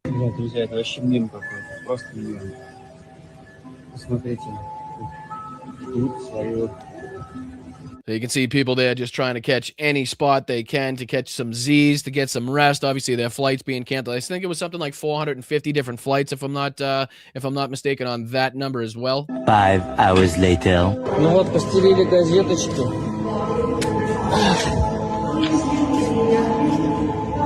Так вот живем. Охрененно просто, да? Блин, ну это просто пиздец. Это вот, если что, происходит прямо сейчас в Внуково. Мы 15 часов ждали, и нас просто вернули обратно. Я просто в шоке. So again, just showing the disruptions there in the airport and people kind of trying to take shelter. There was one here from Anna from Ukraine as well. And she had a video, I believe, she put out on YouTube to kind of give us some more details. But this says here, Moscow skies are closed. 3 major airports canceled. Over 450 flights today as Ukrainian drones dominate the skies, even beyond the Urals. Once, quote, safe cities like Chelyabinsk and Yekaterinburg are now reachable. Our drones are unstoppable. Russia's defeat and demilitarization is the only peace plan. Share and subscribe. We'll witness the Kremlin's collapse together. And she puts together this kind of short report here. And again, like I said, I think she had a longer video I could pull up as well. Hello guys, I hope you did not plan to travel to Moscow these days, but if you did, I have some bad news for you. Airports are not working in Moscow. 3 major airports in the capital of the Russian Federation, Sheremetyevo, Domodedovo, Zhukovsky, had to cancel more than 200 flights today. Actually, this is the largest number of the canceled flights since the beginning of 2026. And I'm sure you can guess why. Because the Ukrainian drones control the skies above the European part of Russia, including Moscow, their capital. But actually, since April, we also control the skies above the Asian part of the Russian Federation, reaching the Urals, Chelyabinsk, Yekaterinburg, cities that were considered super safe, and that's why they are full with various military production sites. Even in times of the Second World War, they were totally safe, but not anymore, because the Ukrainian drones are unstoppable. And our only task is to implement the only working peace plan to defeat and demilitarize Russia. And trust me, the more Ukrainian drones travel to Russia, the more Russians become super anti-war citizens. And again, it's a good point she makes, and I don't know how like anti-war it makes them. I'm sure to some degree, and I'm sure for, if it goes on long enough, it will have that effect. But it definitely gives the Russian citizens ample reasons to distrust what they're being told by their own government. as far as having them protected, as far as where they stand, winning the war, again, the military capabilities of the Ukrainians. Like, it's almost the same exact thing that we're seeing now from our own government as it pertains to the Iranians and to the war with Iran, right? Just go out there and say that we have everything protected, nobody's in danger. Meanwhile, we're actually seeing, our Gulf partners and allies in the regions, fighting for their lives, trying to fucking, shoot down the Shaheds and missiles, and kind of, utilize their stockpile of interceptors that they still have left, right? To go out there and say, oh, don't worry, they have no military capabilities at all, is what I'm sure they're getting fed there. As far as the Russian citizens, they're achieving overwhelming victory. The Ukrainians are on the verge of collapse. Meanwhile, they're now having to build drone nets in Moscow for the May Day parade. They're now downsizing the May Day parade. They're not utilizing tanks because they can't fucking afford to take them off the battlefield, right? So again, these aren't things that are giving the Russian citizens hope and trust. But another thing that will definitely go to hamper that trust is some fucking explosions in the area, right? It's one thing to see the drone nets because it's a possibility. It's another thing to start hearing explosions in your fucking town, on your street, while you're walking around your city. That's a whole different fucking can of worms right there. But let's see here, because she put together this video as well, kind of giving us an update on these strikes. It says all Moscow flights canceled. Ukraine shuts down Russian airspace. Let's just see if, again, there's any other insights, any other information we could learn about this. I appreciate you guys for joining me again. This is Anna from Ukraine. Hopefully at some point in time, we're lucky enough to maybe get Anna on the show. Would love to speak to Kate from Kharkiv as well, who kind of does similar reporting, does some great reporting on this aspect too. So if we could get them on the show, it'd be fantastic. Only with your help, we're going to be able to do these things. If you can kind of, get us up there in the subscribe account, we're going to be more likely, more able to be able to get these fabulous people on here to talk about these important issues. So please subscribe to the channel if you're not already. A lot of people watch, are not subscribed. You may think you're subscribed. Please check to see if you are. If you haven't clicked that button, click that button. It is free to do so. Doesn't cost you a red cent. All right, here we go. Anna from Ukraine telling us a little bit more about the flight cancellations in Moscow and some of the strikes that were happening inside of Moscow as well. Hello guys, I hope you did not plan to travel to Moscow these days, because if you did, I have some bad news. Airports are not working in the capital. So she must have posted the first minute and 30, so I'll just go to just past minute and 30 so we can get some more details without repeating what we just saw. Aircraft, because the imposed sanctions do not allow him to buy foreign aircraft, and the maintenance is super difficult. Now they literally cannibalize old aircraft, and in 2023 constructors, researchers promised the Kremlin dictator they would do it, and now in 2026 they told him they need 20 more years. And I'm not sure Putin has this 20 years taken into account the level of stress he has now hiding in the labyrinths of his bunkers. My name is Anna. I'm from Ukraine, in Ukraine, actually in our beautiful capital, Kyiv. Subscribe to witness the collapse of the Kremlin together and share these videos to spread the truth. So let's begin with this important update from the Russian airports. Moscow airports, three major, Sheremetyevo, Domodedovo, Zhukovsky, had to cancel approximately 450 flights during just one day. This is huge and one of the largest numbers ever, and definitely the largest since the beginning of 2026. And here I need to tell you that Russia is a poor country and not many people are flying here. It's expensive even with this very low level of the civilian aviation. So those stuck in Moscow airports are businessmen, various opinion leaders, influential people who definitely may have a lot of followers and will be sharing these experiences.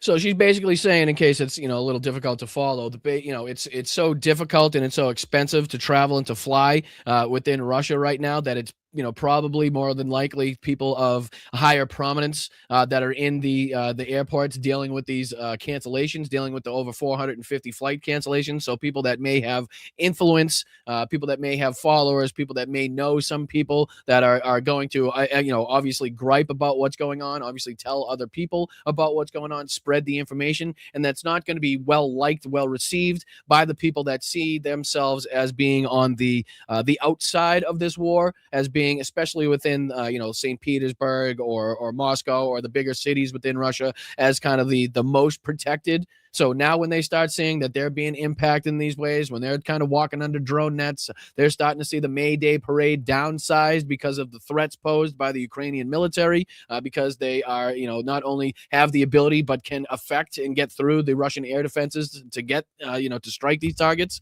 So it's not a good look. And it definitely has the ability to kind of spread through the population, not only create fear, instill fear, but also sow distrust for their government. So how quickly that takes hold, how quickly and how how much that impacts the situation remains to be seen. But it's also it's definitely a good thing to see that they're paying the price in whatever way, and that the war is slowly and steadily creeping to their fucking front doors. And they also keep asking the question, why do you shut down internet, saying that this prevents the Ukrainian drones from reaching Russia? And then you cancel hundreds of flights because the Ukrainian drones are flying freely all over the Russian Federation. So again, pointing out the hypocrisy of the statements coming from the Kremlin, as per the reasons, or one of the reasons in which they have to crack down on the internet is so that the Ukrainians can't utilize or can't use the drones to basically hit inside of these cities, to hit inside of Russia, which is obviously a lie, which is obviously not having an impact. If again they did think it was going to have some impact, you can't also say that we're shutting off the internet to make sure that drones, the Ukrainian drones, don't have the ability to strike inside of our territory, while also saying we also have now 500 flights canceled because of the Ukrainian drones that made it into our territory. I mean, you can't have your cake and eat it too, as far as that's concerned. Now reaching the Urals. I think this is a very logical question and a very important observation that comes next. The more drones visit Russia, the more Russians become super anti-war. This is like a rule, something that we see literally every day in their comments. I'll push back just a tiny bit on that one. And again, respectfully, with all due respect, I just don't know how decisively anti-war it will make them. I think we consistently underestimate the ability the Russians have to put up with extensive losses, to put up with death tolls that are unimaginable here in the United States or within any other countries on the fucking planet, for that matter. I feel like we really do underestimate not only that, but also the control and the sway over the population that Putin has had the ability to control and to affect over the amount of time that he's been in power. So there are people out there that are anti-war, that are out there willing to speak out, even with the ramifications, even with the prosecutions that they face for speaking out. I just don't know how rabidly anti-war it's going to make them, or if in fact we have the time, or if it's going to the time frame, we have the time frame to to have that go on enough for that to happen, right? I think it would have to be a substantial amount of time with substantial losses, substantial strikes inside of these Russian cities, the capital in itself, right, before we would actually see that hugely rabidly anti-war sentiment come out. Again, hopefully this will get more people to be disillusioned, to again sow more distrust within the government, and obviously to recognize what they're being told as far as the propaganda is not true. I just don't know how willing I am to jump on the side that a large majority of the Russian population is obviously going to become rabidly anti-war. That's the only little area of pushback that I would place on that as far as that's concerned. But just real quick, I want to dive into Volodymyr Zelensky's statement on the strikes as well, and then I want to see exactly what he posted about striking inside of Russia, as we touched base on, as I think Donald Trump posted about. So this is one from President Volodymyr Zelensky about the strike. So he says, Yaroslav, more than 700 kilometers from Ukraine's state borders, an oil sector facility that was once of great importance for financing Russia's war. I thank the armed forces of Ukraine and our military intelligence for this manifestation of justice. Ukraine's long-range sanctions continued in response to Russian strikes on our cities and villages. Russia must choose genuine peace and only strong pressure will ensure that. And I think this is the same clip that we just saw played in the other video. But again, this is posted by Zelensky, just detailing the strikes there and the ability that Ukraine still has to strike deep inside of Russia as well. But I'm curious what else he posted here as far as being able to or having the willingness to strike Russia. Let me see. This is an hour ago. In recent days, there have many appeals circulating regarding the setup for tomorrow in Moscow. Let me see what this says here. So, reading from President Volodymyr Zelensky, he says, in recent days, there have been many appeals and signals regarding the setup for tomorrow in Moscow in connection with our Ukrainian long-range sanctions. The principle of symmetry in our actions is well known and has been clearly communicated to the Russian side. An additional argument for Ukraine in determining our position has always been the resolution of one of the key humanitarian issues of this war, namely the release of prisoners of war. Red Square is less important to us than the lives of Ukrainian prisoners who can be brought home. This is why today, within the framework of negotiating process mediated by the American side, we received Russia's agreement to conduct a prisoner exchange in the format of 1,000 for 1,000. A ceasefire regime must also be established on May 9th, 10th, and 11th. Ukraine is consistently working to bring its people home. Why did that just change? I don't know. Let me go back to where I was reading because that just screwed me up. What was it? This one? Yeah, I think it was this one. 1,000 for 1,000, 9, 10, and 11. Ukraine is consistently working to return its people from Russian captivity. I have instructed our team to promptly prepare everything necessary for the exchange. Thank you to the President of the United States and his team for their effective diplomatic involvement. We expect that the United States will ensure that these agreements are fulfilled by the Russian side. Glory to Ukraine. So, reading that, they are utilizing their ability and the power that they now hold over the Russians to, again, strike inside of Russia, to strike inside of Moscow, and to definitely hamper their May Day, to, again, to seek the removal from captivity, the removal from Russian captivity of 1,000 of their Ukrainian prisoners of war. So, again, as he states here, Red Square is less important to us than the lives of Ukrainian prisoners who can be returned home. So, again, this is also showing the desperation on the side of the Russians. Okay, this is the desperation on the side of the Russians to make sure that they can go through this May Day parade without some fucking dramatic actions, without having a drone or a missile or something land either nearby or within the Red Square itself. So again, they're willing to give up 1,000 Ukrainian prisoners to make sure that doesn't happen.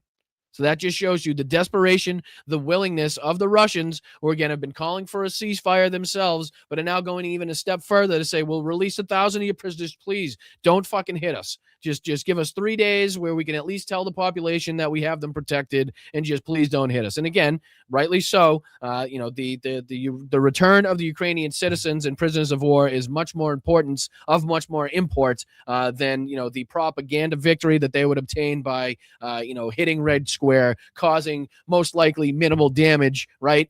Taking out if any a limited amount of people, right?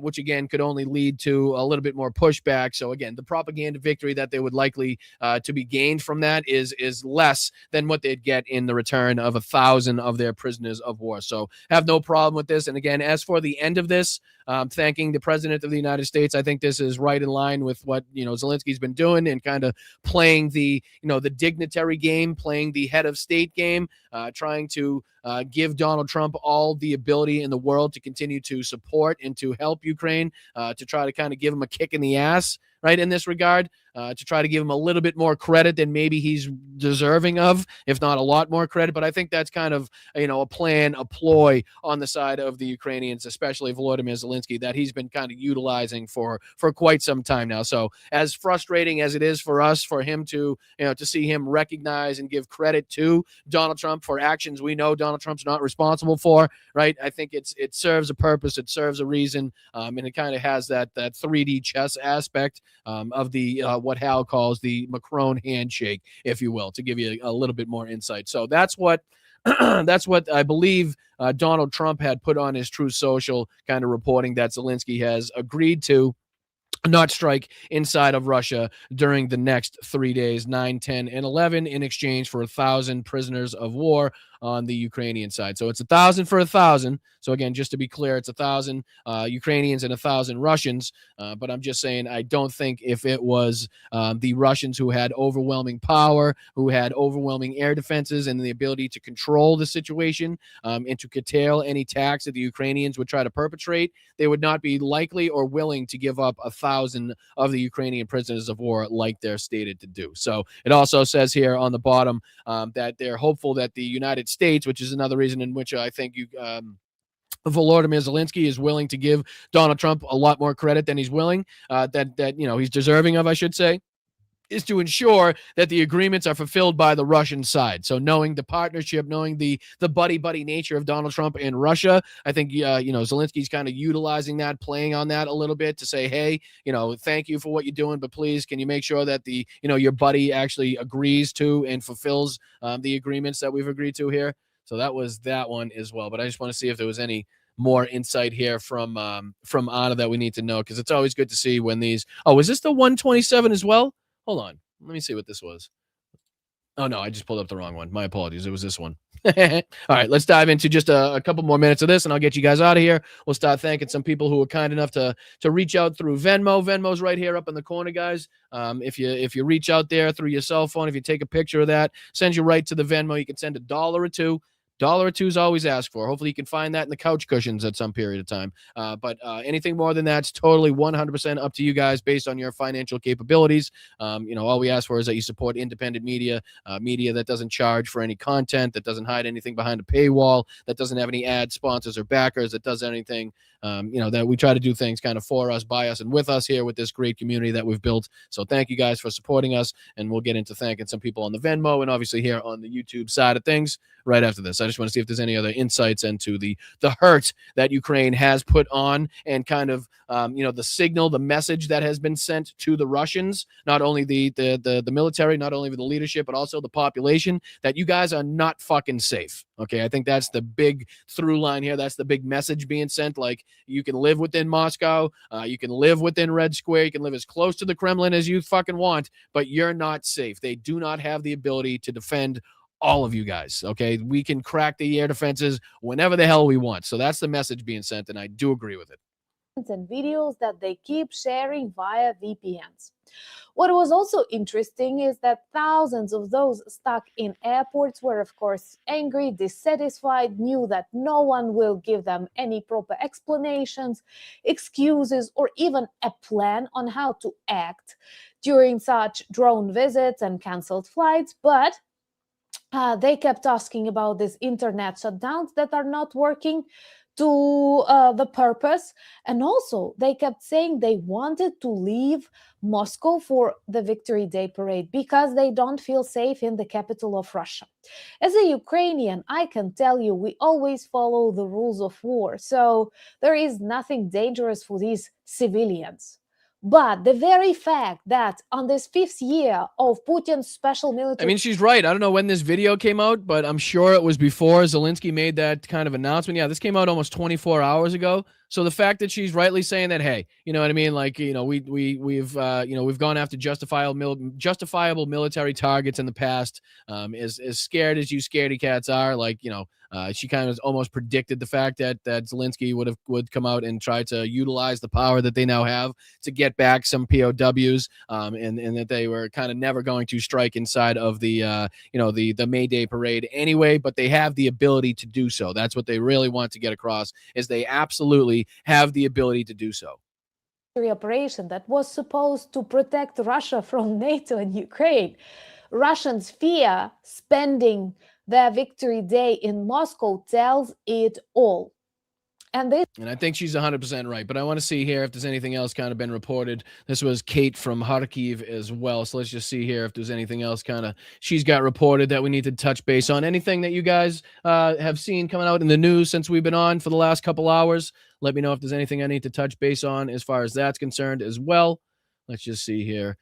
Kate, last night's Ukrainian attacks on Russia clearly pushed the Kremlin's goblin to buy his and his parade's safety. With 1,000 Ukrainian prisoners of war, it is a great deal for Ukraine, considering bombing the parade itself is extremely challenging and has no military benefits, but bringing our people home is everything. So again, kind of reiterating what we were just going over, the propaganda victory that they would, necessarily achieve if they were to strike inside the May Day parade is nothing in comparison to, again, 1,000 families now having their family members come home. Also, how many of those thousands are going to jump right back into the front lines when they're ready to do so, when they're able to do so, when they're healthy enough to do so, again, thus giving the Ukrainians the ability to utilize them again. So, it's also, pretty in line with what we were just talking about, because, it's very challenging, obviously, as you can see, but they do have the ability to do it. And the military benefits are zilch. It's going to be a propaganda victory, which would also kind of carry the risk of worldwide, not worldwide, but like condemnation from the world, from the world stage, if you will, at attacking a parade, or, depending on who was hurt or how many civilians or whatever, who was taken out, you could see that it could also, risk them having kind of a bad look put on them as well. So I'd definitely rather 1,000 Ukrainian prisoners of war go home, get to see their families, get to hug and kiss their wives and kids. And again, if they are up for it, if they're still healthy enough to again be utilized and to go on to defend their country and stuff. So I have absolutely no problem with this deal being struck. It is a good thing for the Ukrainians, and again, like I said, I think it shows desperation on the Russian side to again have the safety of those 3 days, in which would give them a very bad look if in fact was interrupted by Ukrainian missile and drone strikes. So very much appreciate Kate and Anna from Ukraine for their reporting. Appreciate you guys for sticking with me. I'll get you guys out of here even a couple minutes early. Why don't we? You guys can utilize a Friday afternoon to go do some fabulous things. What do you say we thank some people over here on the Venmo side? Appreciate you guys. Thank you to the mods. Another great show. You guys have been and continue to be fantastic, and a huge reason in which why we're still able to do this. The mods, big W to the mods in the chat. Big shout out to the mods in the chat. And again, that goes for all of the platforms, whether you're on Twitch, whether on YouTube, Facebook, Instagram, or Substack. It's very important that we have people down there keeping the chat safe, making it so people can engage in heated debates, but also they're not getting threatened. Nobody's being bigoted, hateful, racist, anything like that. So love you guys. Thank you for keeping that chat a safe space. And then to thank some people today. Thank you, Yakov, starting it off today in the right direction. Let's go, brother. Coffee and a J from Jay. I appreciate that, brother. I appreciate that. Shout out to you, the missus, and the little one, as always. Thank you for keeping that chat a safe place as well, Yakov. Very valued member of the community. And we're excited. What's today? Friday. We got another Zoom coming up on Monday, so we'll be able to touch base again on that on Monday. So thank you again to Yakov. Thank you to Roxanne. Smoke him if you got him, folks. Roxanne says, I second that. She even put in a nice gif of Cheech and Chong as well. Let's go, Roxanne. Not messing around today. Thank you, Jeff, as well, for the 420. You guys are a bunch of stoners, huh? You're just a bunch of stoners in there. No wonder you like me so much, for Christ's sakes. I appreciate it. Thank you so much, Jeff. Just the tip, he says. No tax on tips. It's Flannel fucking Friday. So let's go, Jeff. Appreciate you, my man. Thank you for just the tip. And then thank you for everybody over the last couple days, as we like to shout out and give everybody their moment in the spotlight. Dame, thank you so much for your $10 contribution the other day. Thank you, Victoria and Tom, for everything that you guys have done and continue to do for this show. Geneva H has been a huge, huge help and a huge boost to this community. Really, really appreciative of everything that you've done, Geneva. Thank you to Cynthia. Thank you to Jeff again, Allison, Peter, Debbie, Moms. Over the last couple of days, V. Sawyer, Jenny Faye, and Corey. Thank you so much. MR, and then Roger. Who else over the last few days? You guys deserve it. Who else? Who would I miss? Tempe, thank you so much. Tom, the Altar Boy, Cedri, Mark. You guys are fantastic. I could go all the way back, but I'll let you guys enjoy your afternoon. So we'll get over here on the YouTube side of things. Make sure everybody gets their shout out, their moment in the spotlight. Shelly, how are you? Is it Shell or Shelly? let me know in the chat, because I always hate mispronouncing people's names, but it's kind of difficult when you're just going based off a screen name, right? You don't actually get to speak to the people, which is why I like the Zoom chats that we have every single Monday. Sign up at patreon.com. Any of the levels that you sign up at gets you access to a few or a couple or one at least of the Zoom chats that we have every single month, every single Monday, to get more acquainted with the faces in the with the names in the chat, right? You can put a face behind the screen name. You can tell if it's male or female. You can ask them how to pronounce their names, all the good stuff. So let me know if is it Shelly or Shell. So I don't want to get that wrong. So I appreciate your contribution. I appreciate you as well, which is why I'm so desperate to kind of get your name right. I don't want to be disrespecting anybody. So thank you so much for the $5 contribution, and right back at you with the appreciation. Thank you so much to Jim. Much appreciated, my friend. 10 gifted memberships. Shout out to Jim. W's in the chat for Jim. That is meaning that 10 fantastic people in that chat now get a gifted Boston Brian membership for a month, because Jim is a saint. He's unbelievable. He's a great supporter of this channel and has been for quite some time, and we are very lucky to have people like Jim in the chat supporting us. So, Jim, shout out to you. Hope you have a great day. Thank you so much to Bingo. Let's fucking go for Coca-Cola Classic, not Diet. There we go. There we go. I've been suffering through Pepsi the last couple days. I don't know if you guys have noticed that, but that's probably why my mood's been off. No, I'm just kidding. I love you, Bingo. Thank you so much. Shout out to you. That'll go right in the Coke jar. That sounds bad. We got to change that name right off the bat. Well, maybe not. Maybe not. That's why you guys are here. Who knows? Who fucking knows? We'll throw it in the Coke jar. Oh, I love you guys. I appreciate it. Thank you so much, Bingo. Thank you, Aaron. Shout out to Aaron, 20 months. Let's fucking go. Love you, Brian, and chat. Right back at you. And your Lassie there. Please tell Lassie I said hi. We gotta start getting into like what your pets' names are. Like, I want to know the whole 9 yards here. I can't just be seeing these beautiful pictures of your pets and not know their names and stuff. But shout out to you, Aaron. Thank you so much for 20 months of loyalty, if not a lot more than that, I can assume. And obviously the love towards the chat. Right back at you from everybody here. Thank you, Susie. What's going on, Susie? How are you? Thank you so much for being here for 16 months. Let's go. Fucking appreciate you. It's not Biden's fault I'm here. Well, that's good to know. That's good to know. Thank you so much, Susie. Hope you have a wonderful Friday afternoon. Thank you so much for stopping by. Thank you to Blue State Champ as well. Shout out to you, my friend. Thank you so much for the $5 contribution. We need less shareholder capitalism, more stakeholder capitalism. Invest in your neighbors for a better world. Fucking man. That's why it's so important for us to continue to use our platform to utilize that and kind of boost up, these local candidates, right? The smaller town elections, the city and statewide elections that are really, really, really important. I know a lot of people focus on, and guilty is charged here as well, as focusing on federal politics probably a little bit too heavily and not utilizing our time and resources to go after, like I said, the town politics, county politics, statewide politics. Very, very important that you guys stay involved. So great note there as well. Invest in your neighbors for a better world. Take care of the people that live around you, and they will take care of you as well. So Blue State Champ, very much appreciated for that kind gesture, the kind words, and obviously your contribution. Laurie, how are you, Laurie? Thank you so much for being here. 13 months. I feel like this is lying to me because I know you've been around for longer than 13 months, but I appreciate you. Yesterday was my birthday.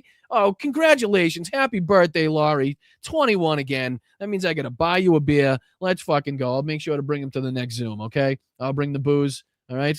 I appreciate you, Laurie. Happy birthday. I hope you had a great day.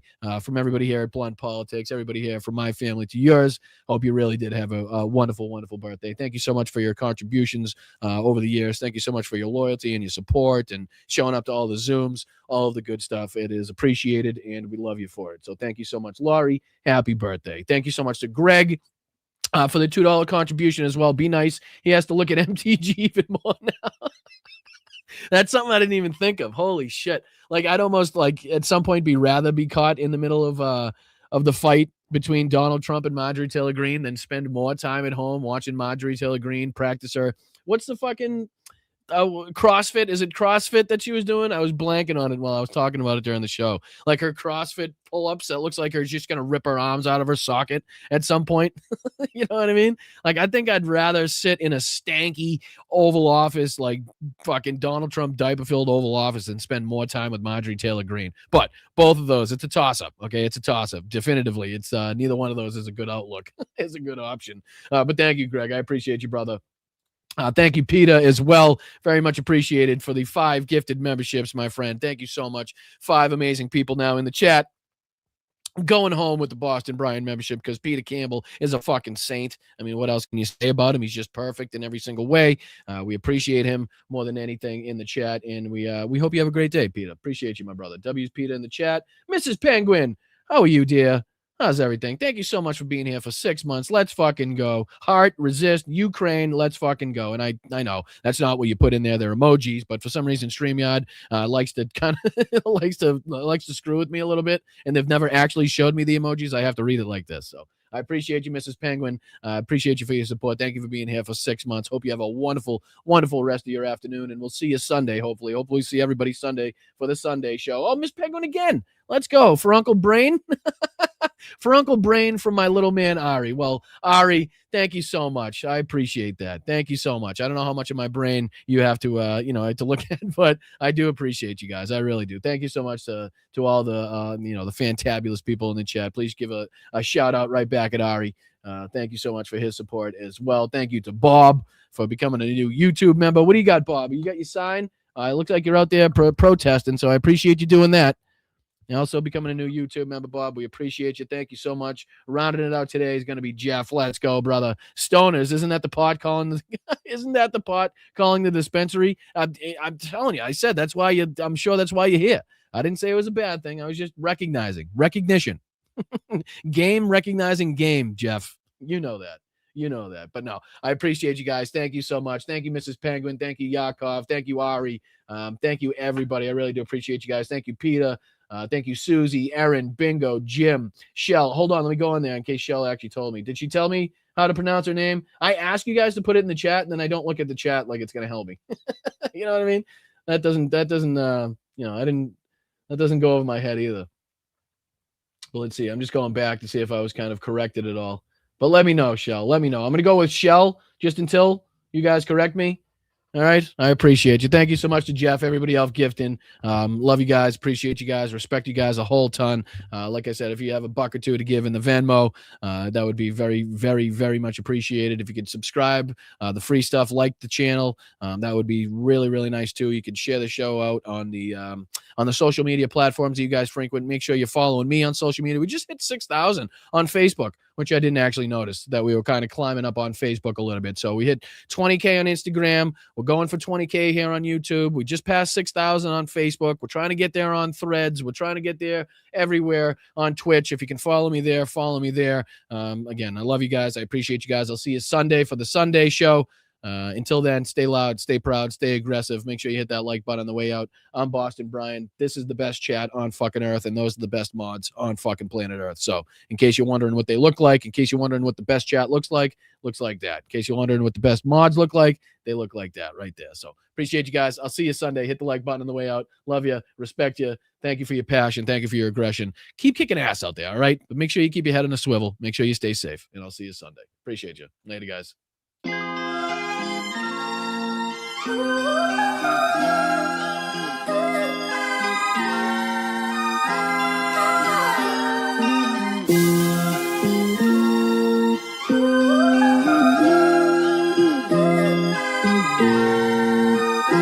Nice. Finally, I get something right, Tiff.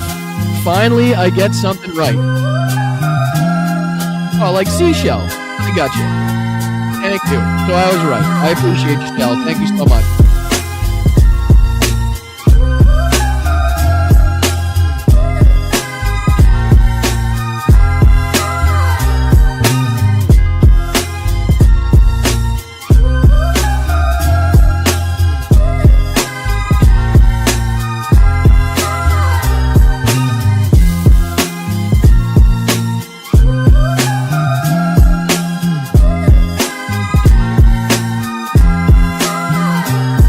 Mac.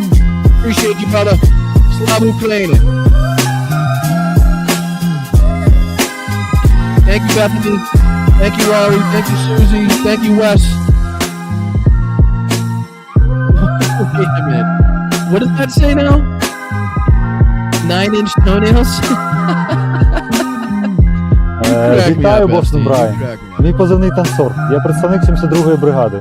Дякую тобі і твоїм підписникам за цей донат, за цю чудову машину, яка буде нас возити усіх на позиції, захищати Україну і наближати перемогу.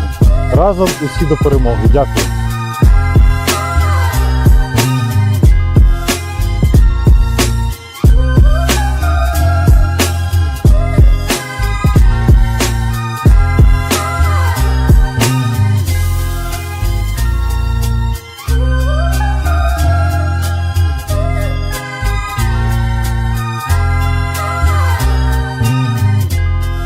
Good call, Tiff. Those patches should be coming in. Anybody that put in enough to the 69 Sniffing Brigade campaign, those patches should be coming in soon. Well, they take a little bit coming from Ukraine, but they'll mind come in soon.